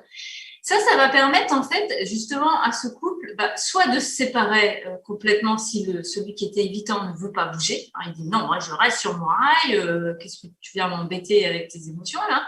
Ça, du coup, ça peut aboutir, évidemment, à une séparation. Hein, si l'autre dit, bon, moi, ça ne me va pas, on a fonctionné comme ça pendant 20 ans, mais maintenant, moi, je voudrais autre chose, séparation. Mais si l'autre, hein, le rail qui voulait au début pas bouger, commence à se dire, oui, en fait, quand même, peut-être qu'elle a raison et que comment on vit notre colloque, là, c'est plus satisfaisant. Moi aussi, je veux autre chose. Et qui vont se rejoindre, enfin, peut-être grâce à l'aide d'un thérapeute. Hein. Là, par exemple, ça va être une formidable voie pour que chacun grandisse, se sécurise. À travers, par exemple, la sexualité. Hein, est-ce que ça peut pas être aussi une façon, finalement, de forcer une fin qui était inéluctable? Tu veux dire pour celui qui veut se rapprocher? Oui, est-ce que finalement, à un moment donné, peut-être que les deux évitants, c'est leur chemin de vie, quoi? On ne sait jamais ce qui est inévitable. À nouveau, ils peuvent continuer à vivre en colloque toute leur vie si ça leur va à tous les deux, si tu veux. Hein.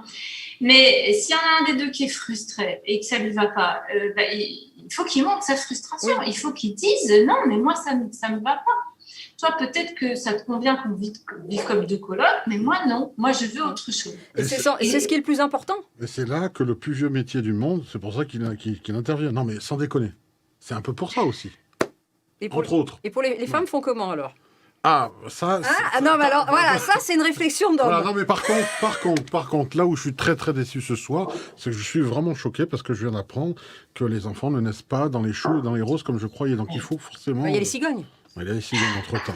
Bon, voilà, donc, non, mais blague à part, c'est vrai que ce que tu dis, je comprends parfaitement ta question sur le fait qu'à un moment donné, ça, devant cette sexualité qui est nécessaire, hein, on voit, ça peut marquer la fin du couple. Si vraiment il n'y a plus de désir, si le désir n'existe plus, c'est qu'en gros, il n'y a plus rien à faire entre eux. Et donc, le côté sécure coloc, il faut qu'ils se regardent en face pour enfin dire on va vivre notre vie, on va se séparer, quoi. C'est plus possible. Ça dépend de l'âge aussi. Hein, ça dépend de à quelle période de la vie ça intervient.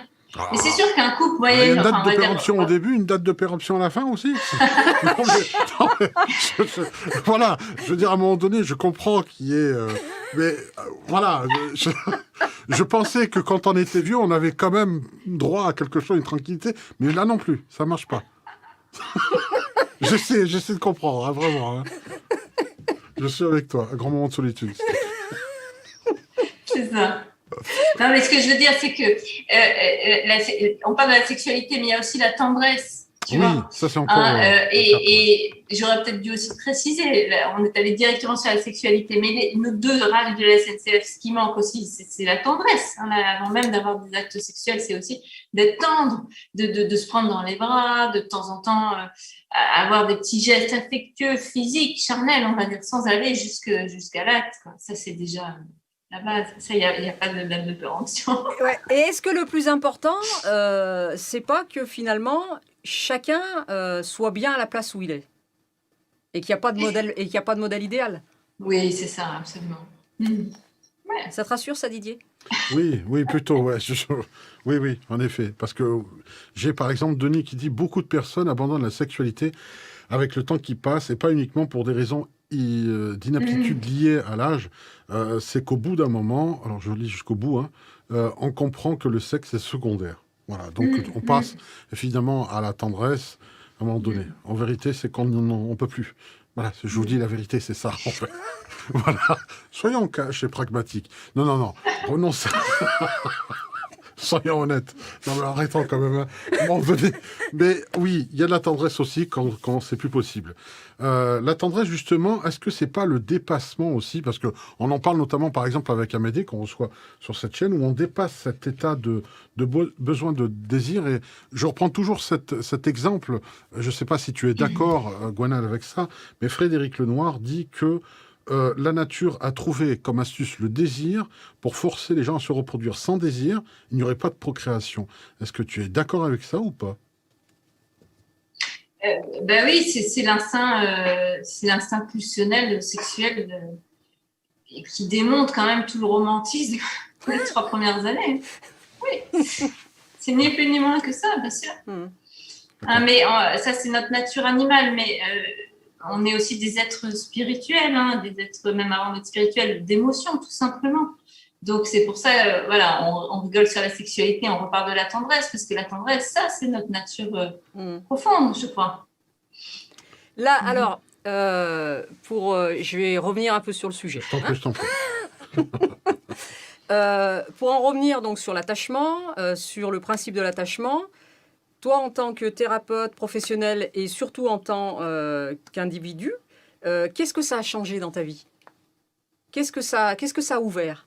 Moi, j'ai commencé à m'intéresser à l'attachement, je crois d'abord en tant que maman. Après, en tant que professionnelle, ça m'a tellement parlé pour mes patients, parce que je trouvais que ça éclairait beaucoup. Mais d'abord en tant que mère, en tant qu'individu aussi, pour comprendre pourquoi j'avais tant galéré dans ma vie.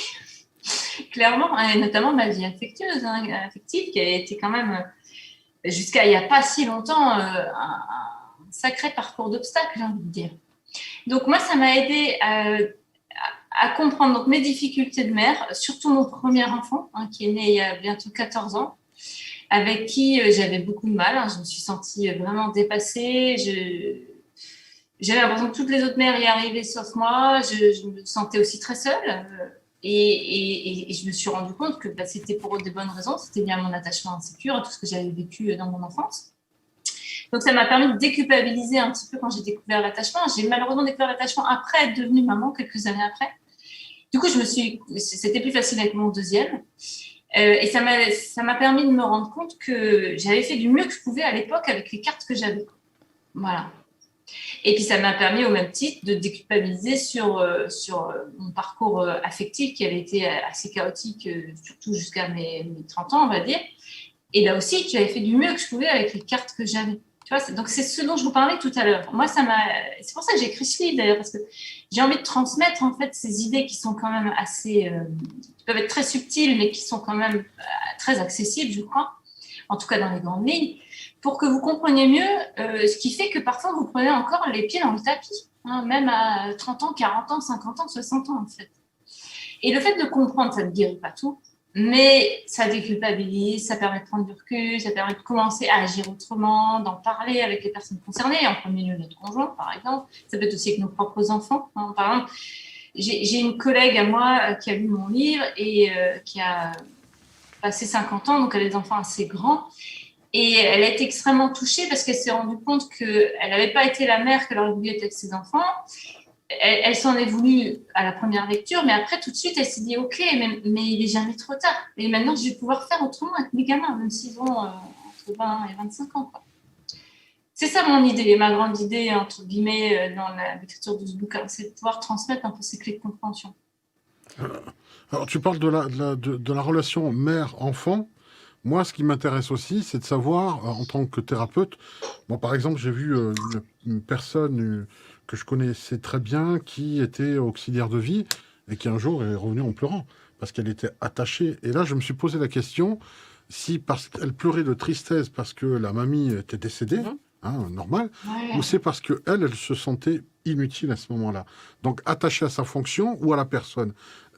Enfin, je me pose la question, là, je réagis maintenant ce soir par rapport à ce que tu viens de dire. Ouais. On peut se poser la question, est-ce que je sers encore à quelque chose ou c'est vraiment on pleure pour l'autre?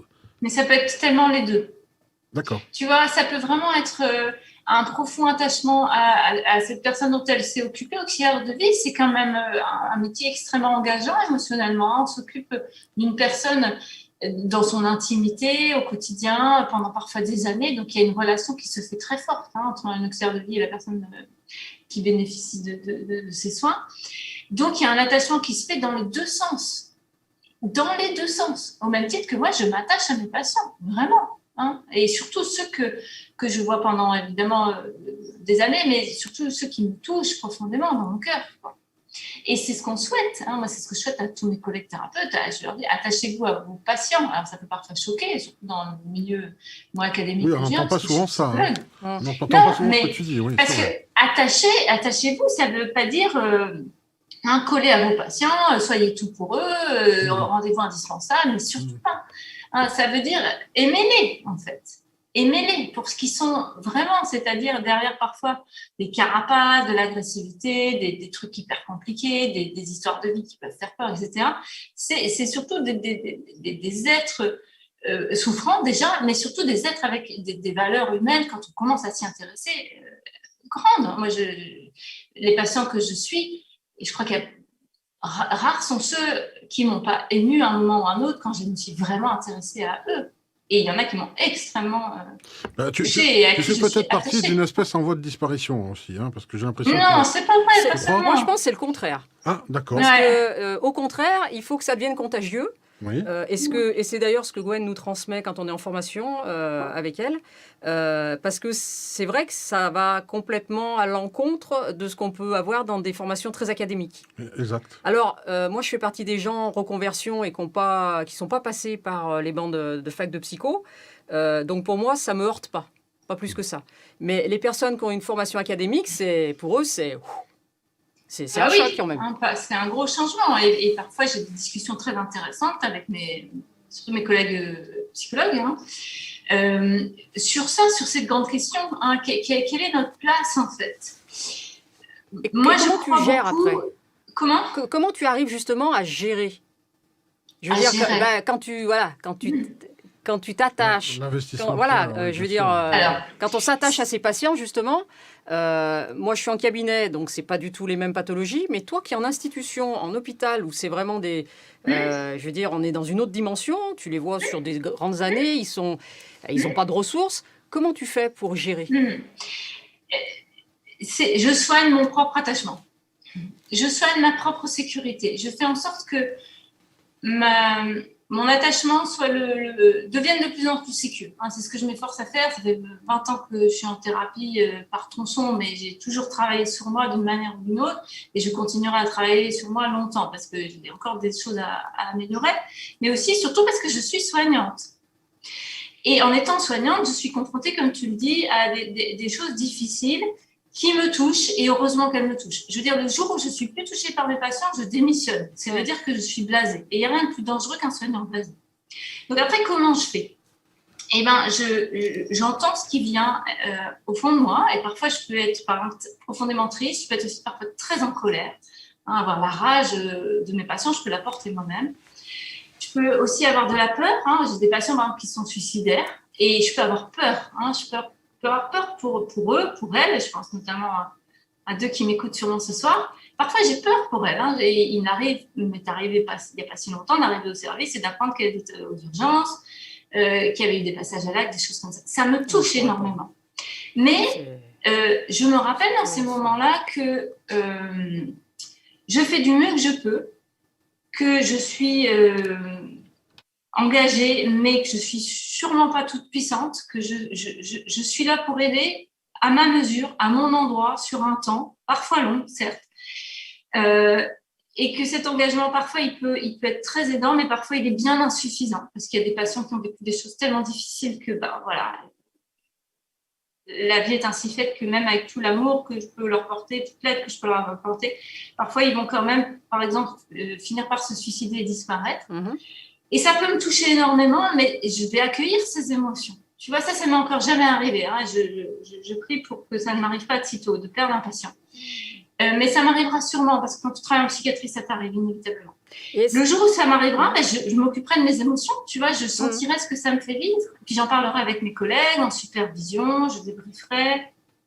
Je m'occuperai de moi, tu vois. La clé, c'est de s'occuper de soi. Est-ce que ton cheminement spirituel, c'est une clé ? C'est une grande clé.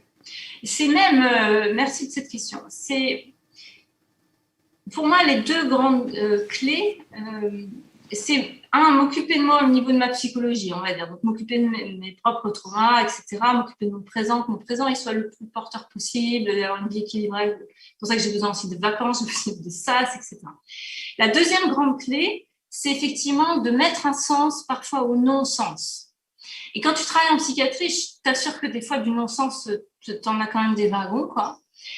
Et d'avoir une vision qui est au-delà de la psychologie basique, entre guillemets, qui est une vision de spiritualité, de me dire que dans des souffrances parfois terribles, des histoires de vie terribles, il y a un sens, là où au premier abord, tu peux parfois ne pas en trouver, si tu prends juste les récits de faits terribles. Que si parfois on a vécu tant d'épreuves, c'est que moi j'ai cette croyance qu'on n'arrive pas par hasard sur Terre, qu'on a un mandat d'incarnation et qu'on a quelque chose à y faire. Et alors quand tu travailles avec les patients suicidaires, tu es en plein là-dedans. Parce que c'est des gens, moi j'ai des patients qui ont fait des multiples tentatives de suicide et qui sont toujours là. S'ils sont toujours là, c'est ce que je leur dis, c'est que ils n'ont pas fini le temps. C'est qu'ils ont encore quelque chose à faire. Et si parfois ils ont résisté à de multiples tentatives de suicide, avec parfois des doses quand même massives, si c'est des médicaments, tu te dis, mais qu'est-ce qui fait que cette personne est encore là ? Et là, moi, je vais en parler avec les patients. Et en fait, beaucoup de patients, bien plus qu'on le pense, sont intéressés par ces questions existentielles, de spiritualité, de sens à la vie, etc. Et c'est là où on dépasse largement la psychologie de base, juste de parler moi de papa et maman, et on parle de qui vous êtes vraiment, pourquoi vous êtes arrivé là, quels sont vos talents, quels sont, peut-être que vous ne les connaissez pas encore, mais quelles sont vos vibrations fortes, qu'est-ce que vous aimez finalement au fond dans cette vie. Et parfois, il y a des gens qui n'ont pas encore trouvé ça. C'est typiquement ce qui arrive chez les patients multisuicidaires. Et moi, j'essaye, je fais comme je peux, parfois j'y arrive, parfois j'y arrive pas, à essayer de les identifier, qu'ils identifient ça. Et quand tu as une vision spirituelle, qu'on n'est pas là par hasard, qu'on a tous quelque chose à donner et à faire dans cette incarnation, waouh, tu vois, ça ouvre un peu des portes. Ça ne fait pas tout, mais ça ouvre des portes que à mon avis, que tu n'as pas t'intéresses pas à ça. En tout cas, on voit bien que c'est une vocation, hein. C'est pas un métier. Pour toi, c'est tu as un Non, drapeau, hein. C'est pas. T'en parles avec passion. Là, c'est un jukebox. Ouais. On a mis le. Ouais, là, t'es On a mis le pim, jeton et là, c'est pour la soirée. Tu en parlerais comme ça, hein. pim. Ouais. En tout cas. Mais peut-être juste préciser, spiritualité, ça ne veut pas forcément dire religion. Hein. Non, pas du tout. Ça, c'est Non, important aussi. Hein. Je veux dire, la spiritualité, ouais, c'est trouver du sens. Et d'arriver à trouver du sens, moi, ça m'a aidé aussi en tant que maman pour me faire moins de soucis pour mes enfants. De trouver du sens à la vie. À un moment donné, Vraiment. d'accepter qu'ils avaient un chemin de vie et Oui. que j'avais mes limites, quoi. C'est ça. Et que je pouvais Eh ben, pas c'est pareil en intervenir. tant que thérapeute. Voilà, et que je peux Un pas homme de intervenir passion. dans leur chemin de vie. Voilà. Donc Et c'est nos vrai que c'est un patients, soutien. c'est la même chose, ils ont leur chemin de vie. Mm. Et nous, on fait du mieux qu'on peut. Et parfois, quand tu suis des patients pendant des années, hein, tu as une vraie relation d'attachement, hein, vraiment, et qui peut être très, très forte et qui se rapproche quand même jamais de ce que tu veux ressentir pour ton propre enfant, bien sûr, mais qui peut être très, très investi. Et donc, il y a ça à un moment, comment tu vas aussi faire confiance à la vie, à plus haut. Parfois, par exemple, quand un patient ne vient plus me voir, alors que je sais qu'il y a encore beaucoup de problèmes, voire même qu'il y a des risques suicidaires, des choses comme ça, mais que hop, le patient, il disparaît. Hein, ça arrive. Bon, bah, c'est pas facile à vivre, je vais me remettre en question, je vais me poser, voilà, parce que j'ai merdé à certains endroits, mais je vais aussi à un moment me dire, bon, c'est ainsi, hein, faisons confiance. Peut-être qu'il reviendra ou pas, peut-être qu'il croisera d'autres thérapeutes, peut-être qu'il se passera d'autres choses qui n'ont rien à voir avec la thérapie, mais qui vont l'aider, etc. Et ça, c'est la confiance, effectivement, qui, je pense, est aidée quand tu as une vision plus large, de juste qu'on est, tu vois, juste un corps, quoi, on est bien plus que ça, quoi. Mmh. Par rapport à l'attachement, j'avais lu quelqu'un qui comparait la découverte du principe d'attachement, qui était la même révolution au niveau psychologie que quand Freud a amené la psychanalyse. Est-ce que tu es d'accord avec ça? Je pense que c'est assez juste parce que la découverte de la psychanalyse par Freud, c'est la découverte de l'inconscient. Hein. C'est la découverte de notre phénomène de refoulement de nos émotions profondes à l'intérieur de nous. Hein, c'est ça le principe de l'inconscient et de la psychanalyse. C'était une révolution énorme, hein, à une époque où on ne pensait pas qu'on pouvait être régi comme ça par des forces inconscientes que sont nos émotions refoulées. Donc c'est la grande révolution de la psychanalyse. La révolution de l'attachement, c'est de découvrir de manière aussi scientifique, hein, parce qu'il y a énormément d'études qui ont été faites depuis plus de 60 ans sur l'attachement, que les relations humaines, le lien, hein, l'autre, en fait, l'interaction entre nous, les humains, c'est absolument nécessaire à notre survie. Et ça n'allait pas du tout de soi avant. Hein, Bowlby, c'était un homme extraordinaire, hein, comme Mary Ainsworth, qui est la maman de l'attachement. On parle beaucoup de Bowlby, mais il y avait aussi cette grande dame qui était une psychologue américaine, Mary Ainsworth. C'était deux personnes très, très humaines, très humanistes, on dirait aujourd'hui, qui avaient senti intuitivement que l'humain était fait pour se connecter avec l'autre humain, pour grandir et devenir ce qu'il est, et notamment accomplir ce qu'on a à faire. C'est comme ça que je veux dire aujourd'hui.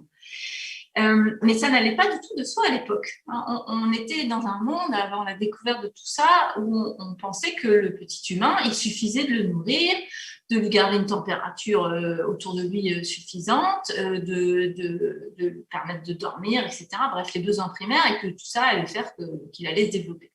Hein, c'est ce qu'on croyait. Et on s'est rendu compte, notamment quand on a découvert aussi les orphelinats à la chute du mur, hein, en Allemagne de l'Est, ça a aussi bien conforté la théorie de l'attachement, que ça ne suffisait pas de répondre aux besoins physiques des enfants, qu'il y avait un besoin de base, ce fameux besoin d'attachement, ce besoin biologique d'être en lien avec l'autre.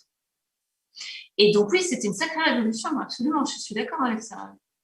Donc là, déjà, on peut se dire que dans ce que tu décris, moi, ce que je ressens, c'est qu'on prend soudainement le fait qu'on prend conscience qu'on a tous choisi la vie qu'on a, avec les épreuves qu'on a, que l'on subit, mais que l'on ne subit pas comme on devrait le prendre. Je ne vais pas m'embourber, vous inquiétez pas, je vais bien m'en sortir.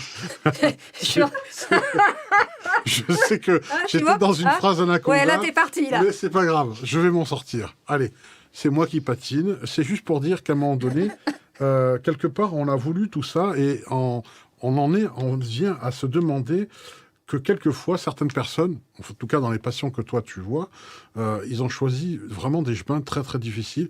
Tu dis, il faut être quand même sadomaso pour choisir de telles... Enfin, les cases à cocher qui ont été là-haut, il fallait se mettre un coup de gourdin sur la tête pour faire ça. Ou alors, ils étaient beurrés la veille parce qu'ils devaient s'incarner. Ils ont fait un peu trop la fête et à mon avis, ils ont coché des cases en plus.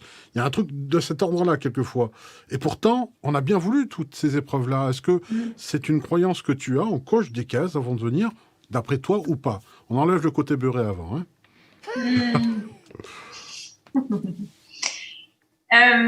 Moi, je crois qu'une prochaine révolution, ça sera probablement cette découverte-là. Hein, parce que nous, et puis je pense pas mal de gens qui écoutent, le partageons. Hein, cette idée qu'on ne naît pas par hasard et qu'on est avec un peu ce fameux mandat d'incarnation, ces missions, et qu'on choisisse de s'incarner dans un corps, dans une famille, à une époque, etc., avec des circonstances. Mais il y a beaucoup de gens pour qui ça ne parle pas, hein, ça.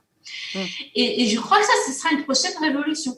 On va dire psycho-spirituelle, probablement. Hein. Mais c'est vrai que si... excuse-moi, je t'ai coupé. Non, vas-y.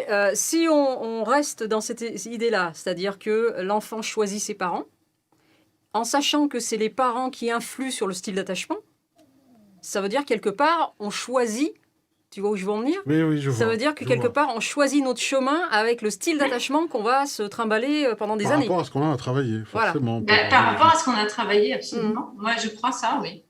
Hein, donc là, on précise des choses avec ces histoires de style d'attachement, mais si on prend les choses plus larges, c'est que moi, je crois que notre âme décide de s'incarner dans un corps à une époque, etc., pour aller travailler ce qu'elle a encore à travailler. Donc, par exemple, si je débarque dans une famille de grands évitants, où il n'y a aucune communication émotionnelle, où chacun vit pour soi, hein, où il y a aussi en plus des épreuves qui vont faire que les uns les autres vont encore plus s'éloigner sans se parler. Hein, par exemple, un deuil, et puis chacun vit son truc, chacun dans son coin, et ça fait une petite famille d'évitants de partout. Si j'atterris dans une famille comme ça, moi, c'est une croyance, évidemment, hein, mais je crois effectivement, c'est parce qu'on a allé vivre ça, cette grande solitude qui est de vivre dans une famille d'évitants. Hein. Moi, c'est mon cas. Je suis née dans une famille d'évitants, hein, tous évitants, hein, on est tout le monde. Je pense que j'ai atterri là parce que j'avais à vivre cette solitude et puis aussi les épreuves que j'ai vécues, notamment j'ai perdu ma mère quand j'avais 16 ans. Donc, ma solitude qui était déjà là avant, elle s'est encore plus accrue en fait.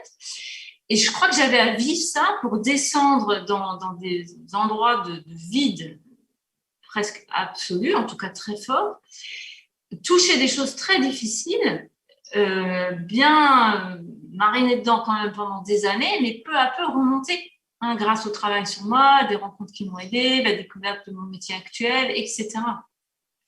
Et devenir aujourd'hui une soignante qui parle beaucoup de ça.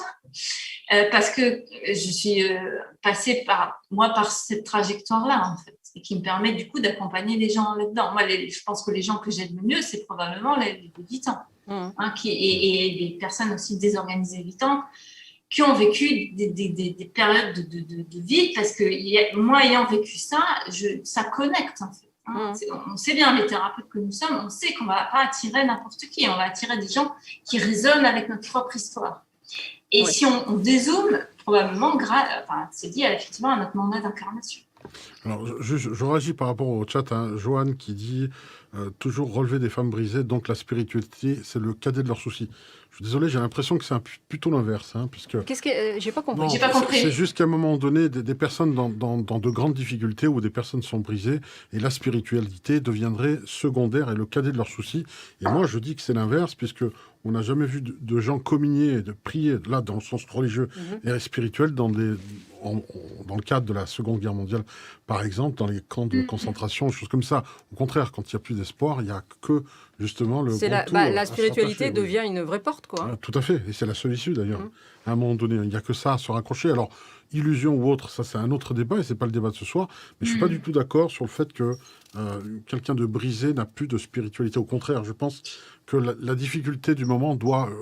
enfin, à mon avis, de ce que j'ai observé de mon expérience personnelle à moi, et ça n'en fait pas une généralité du tout, mais permet justement de développer cette spiritualité. C'est d'ailleurs J'en ai pour preuve des personnes qui ont gagné au loto, qui ont tout perdu en un rien de temps, ou qui étaient très riches, peu importe, et qui, à un moment donné, ont compris dans l'adversité l'essence de la vie, quoi, de la spiritualité. Comme on dit toujours, il y a ce fameux proverbe indien qui dit: lorsque l'homme aura battu le dernier arbre, empoisonné le dernier ruisseau et pêché le dernier poisson, qui se rendront compte que l'argent n'est pas comestible. Donc, à un moment donné, il y a quand même de ça, et on se rattache à quelque chose de plus essentiel. Hein. Quand il ne reste plus rien, on est obligé de retourner vers soi, et qu'on soit brisé ou pas, on se spiritualise plus facilement d'ailleurs. Il y a des événements comme ça qui changent une vie et qui permettent de revenir à l'essentiel. Voilà, c'est une chose. Mais apparemment, justement, c'est un peu ton cas. J'en discutais un peu hors caméra avec... ah, il est magnifique. Comment il s'appelle? Comment il Elle est s'appelle? partie. Ah, C'est mais Naïtiri. il faut le montrer dès que tu le chopes. Hein. C'est trop beau. Voilà. C'est vrai qu'elle me disait que dans les institutions où tu travailles, tu vois vraiment des cas très très difficiles. C'est pas pour autant que tu ne crois plus en rien. Voilà. C'est un exemple. Ah ben non, au contraire. Eh oui. Au contraire, parce que je vois aussi des gens qui se sont relevés d'épreuves incroyables. Mais tu parles t'as parlé des camps, hein, il me semble tout à l'heure, des camps de concentration, mais c'est effectivement dans des endroits là où il y a le plus d'horreur, d'adversité, qu'on a vu aussi les plus belles histoires de solidarité, d'humanité, de profondeur, en fait. Donc, en service de psychiatrie, on voit tellement de choses, mais on voit aussi des histoires absolument magnifiques. Et pour suivre un peu l'actualité, je parlais de la monarchie britannique. Oui. Là, c'est vraiment quand même... c'est vraiment une culture des 8 ans. Ah, probablement, ouais, carrément. La façon dont le protocole les oblige à vivre.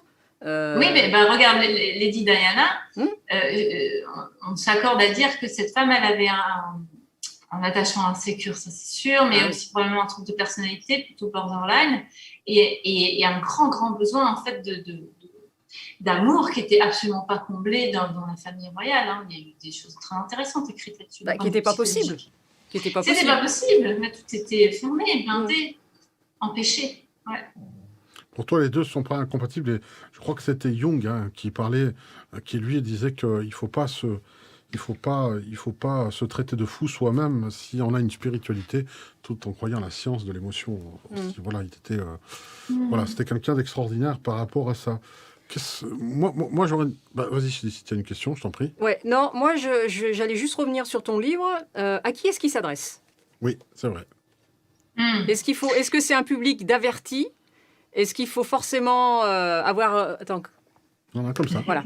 Est-ce qu'il faut forcément avoir des bases psycho? À qui est-ce qu'il s'adresse? Non, j'ai vraiment écrit ce bouquin pour qu'il soit lu par tout le monde. Donc, il est très accessible. Les premiers retours que j'ai vont dans ce sens. C'est que je l'ai rendu aussi très compréhensible parce qu'il y a beaucoup d'illustrations. Il y a beaucoup d'exemples en fait, de personnes avec des attachements sécures, anxieux, évitants, désorganisés. Et donc, on s'y retrouve, je crois, très facilement.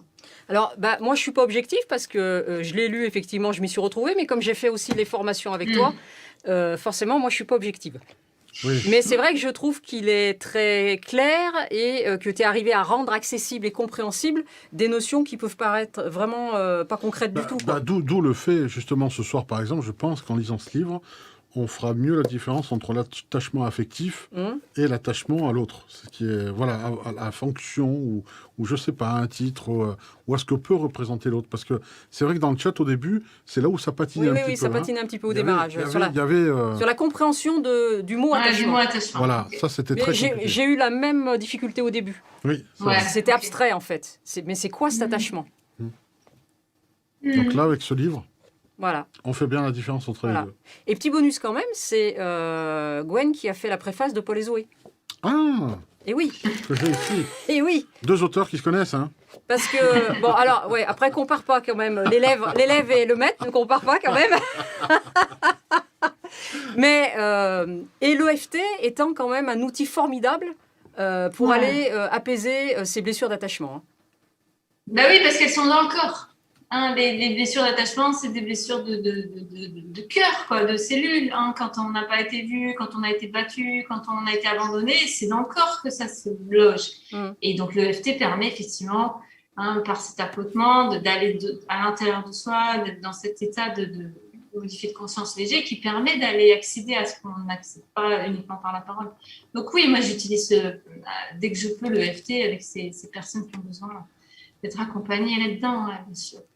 Et c'est vrai que ce que j'aimerais que les gens retiennent, c'est vraiment le côté... On a ouvert une porte là. On n'est pas venu balancer un pavé dans la mare en disant, bah voilà, vous êtes comme ça, et puis c'est définitif. C'est vraiment d'ouvrir une porte et surtout avoir cette possibilité, si on n'est pas bien avec son style d'attachement, de venir l'apaiser, le guérir, et d'arrêter de prendre la réaction de l'autre contre nous. Moi, c'est ce que ça m'a apporté en premier, c'est d'arrêter de prendre la réaction de l'autre contre moi. Et de comprendre qu'en fait, non, il est juste en train de s'activer. S'activer, puis si on ajoute à ça l'effet miroir aussi, parce qu'on ne choisit pas les autres pour rien non plus. Et là, ça change vraiment le quotidien. De plus prendre contre soi, mais de dire, ah non, lui, il est en train de s'activer. Il s'éloigne, mais parce que c'est un évitant et que je rentre trop dans sa zone et que ça le rend anxieux. Ah oui, plutôt que de se dire, en fait, il ne peut pas me voir. Oui. Ça change. Oui, déjà, oui, ça apaise, là. À ce moment-là, oui. Déjà, on est rassuré. J'avais vu un exemple, je ne sais plus si c'est en formation ou dans un bouquin, où ils expliquent un couple qui part en week-end. Et la dame dit, je ne comprends pas, chaque fois qu'on part en week-end, pourtant il est content, dans la voiture, il faut qu'il aborde un sujet un petit peu embêtant et on s'engueule. Et en fait, la dame, elle est plutôt fusionnelle anxieuse, j'ai besoin d'être rassurée, tu m'aimes, et lui, il est plutôt évitant. Donc quand il part en week-end, il est dans la voiture et il se dit « Ouh là là, 24 heures H24 avec elle, je vais mourir ». Donc il balance un sujet conflictuel. C'est sa soupape de décompression. Madame fait la gueule et je suis tranquille. C'est vraiment le mécanisme de défense. C'est un sacré mécanisme de défense, oui. Oui, c'est des mécanismes de défense. On n'a pas utilisé ce mot-là, mais un attachement anxieux ou évitant, c'est une manière de faire avec la réalité. C'est un mécanisme de défense, ni plus ni moins. Donc, ce n'est pas du tout une pathologie, comme tu l'as dit tout à l'heure. Voilà. C'est une manière de faire. Et après, la petite déformation, quand tu t'intéresses à l'attachement, c'est que tu observes ton entourage et que tu regardes. Ah bah là, tu vois les évitants. Là. Et tu dis, oh, l'évitant. Ça va être magnifique. Juste au passage, j'en profite. Il y en a beaucoup qui l'attendaient, celle-ci. Ah oui. Bah voilà, donc tout ça pour vous dire que c'est évidemment, vous connaissez la musique, hein, likez la page Facebook, la mienne, celle de Valérie, mais aussi celle de Gwenaëlle. Vous abonnez à la chaîne YouTube et puis mettre le pouce bleu, parce que c'est important. Si ça vous a appris beaucoup de choses ce soir, eh bien ça va vous permettre aussi aux algorithmes de YouTube de la référencer et puis d'en faire profiter d'autres, justement, des conseils et des enseignements que prodigue Gwenaëlle. Déjà, on va terminer avec 2-3 questions pour boucler. Mais voilà, donc on vous invite vraiment à mettre des pouces bleus. Gwenaëlle, tu as une chaîne YouTube à toi? Tu fais des vidéos? Ouais, j'ai une chaîne YouTube, mais j'ai pas grand-chose dessus, mais il y a quand même 2-3 vidéos. Il y a quelques vidéos.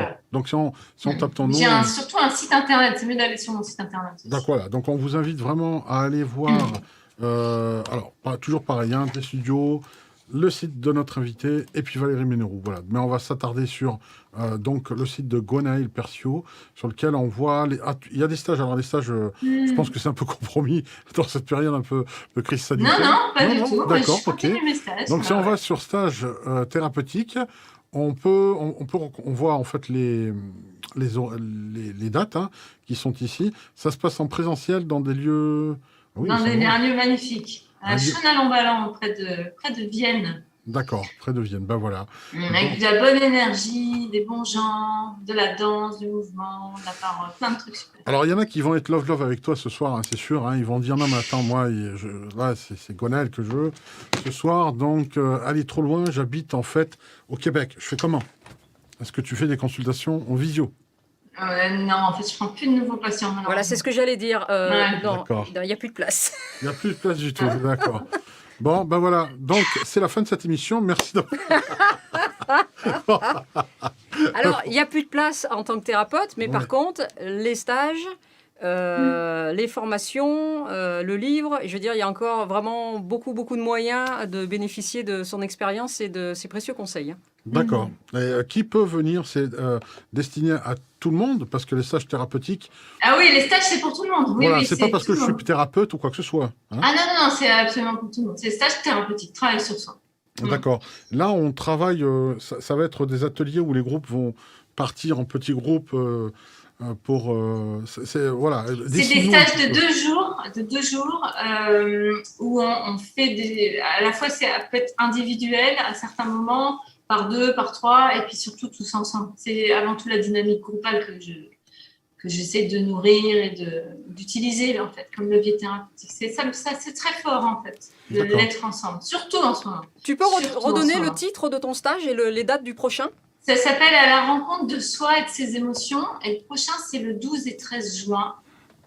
Et après, il y en a un le 23 et 24 octobre. Voilà, il y a tout sur mon site. Est-ce que c'est une bonne idée qu'un couple vienne en même temps? Ça dépend de où ils en sont, en fait. Ça, c'est au cas par cas. Parfois, ça peut être très utile, très chouette, très transformateur. Parfois, non. Ça dépend un peu qui fait la demande, pourquoi, dans quel objectif. Dans ce cas-là, je prends du temps. En fait, tout cas, je demande toujours un entretien au minimum téléphonique avant de s'inscrire. Après, il y a des vigiles. Pour connaître les gens, voilà. Il y a des vigiles parce que ceux qui sont au bout des 3 ans et qui font le stage. Non, mais elle a les pots de... Il y a les pots de... Voilà. Les pots de glu, c'est dans le nez, c'est dans le nez. Voilà, il y a des pchites. Il y en a, c'est des douches, il faut prévoir ça. Hein. Quand même, c'est des tonnes, des litres et des litres. Et en termes d'âge, à partir de quel âge? Des stages? Ouais, à partir de quel âge? C'est pour tous, donc j'ai parfois des jeunes, 23, 24 ans peut-être, plus jeunes que j'ai eu. Voilà. Et après, il n'y a pas de péremption. Et après, il n'y a pas de péremption. C'est bon. Bah, écoute, merci infiniment pour cette soirée très enrichissante, pour déjà avoir vu l'attachement sous une autre forme, parce que je ne l'avais pas vu comme ça aussi non plus ce soir. Donc, si on me redemande demain, il faut que je remette encore les idées en place, que le puzzle n'est pas tout à fait en face, hein, là, encore. Mais je pense que le stage consolide bien après une conférence comme ça, pour justement vivre de l'intérieur. Parce que là, ce sont des explications, mais le vivre, c'est autre chose. Puis à la sortie, voilà. Donc, si vous vous disputez en plein stage, c'est normal. Voilà, c'est normal. Ça fait partie de l'évitement. Hein, Ceux qui se font la gueule pendant tout le stage, c'est 2 évitants. C'est normal. Un à chaque côté de la salle. Ne vous inquiétez pas, en fait, Gwenaëlle va gérer ça avec brio. Hein, y a pas, justement, elle a pris des grands espaces pour que vous puissiez vous faire la gueule très très loin. Là, voilà. C'est prévu, c'est fait pour. Hein, c'est pour ça que c'est magnifique. Tout est pensé. Tout est pensé de A à Z. Merci infiniment et n'oubliez pas, le lien est dans la description pour vous procurer ce livre juste excellent, Guérir des blessures d'attachement. Apprendre à construire des liens apaisés de Gwenaëlle Perciot, voilà, qui est dans la préface du livre. Voilà, Paul et Zoé surfent sur leurs émotions de Valérie. Voilà. Et en parlant d'EFT, prochain invité que nous allons recevoir. Oui, tout à fait. Je ne sais pas si tu le connais, nous allons recevoir Émeric Guillot, qui est prof et chercheur en neurosciences à la fac de Lyon. Ah oui, si, bien sûr, génial. Ah oui, et il va venir nous parler de l'aspect scientifique et pourquoi l'EFT ça marche. Voilà, il fait des études formidables. Oui, avec Jean-Michel, ils ont fait des études. C'est le 26 avril à 20h, même heure, même endroit. Enfin, voilà, oui, même heure, même endroit. Voilà. Ça sera ici. Voilà, pour parler. Voilà, c'est quelqu'un qui est conférencier TEDx. Oui, conférencier TEDx, ouais. Voilà, entre autres. Et puis quelqu'un de vraiment très... il a aussi cette capacité d'expliquer les choses, de rendre accessible. Alors j'ai Vincent, pour boucler avec ça, qui a dit qu'il faut alimenter la chaudière en amour. Bah, il faut avoir encore la bûche pour l'alimenter. Hein. Voilà, au passage. Voilà, merci à toi. Mon Dieu. Mon Dieu. Merci infiniment, Gwenaëlle, pour ce bon moment. Merci, Gwenaëlle. Merci. Et puis à très très bientôt. On se retrouve avec Valérie justement le 26, avec justement...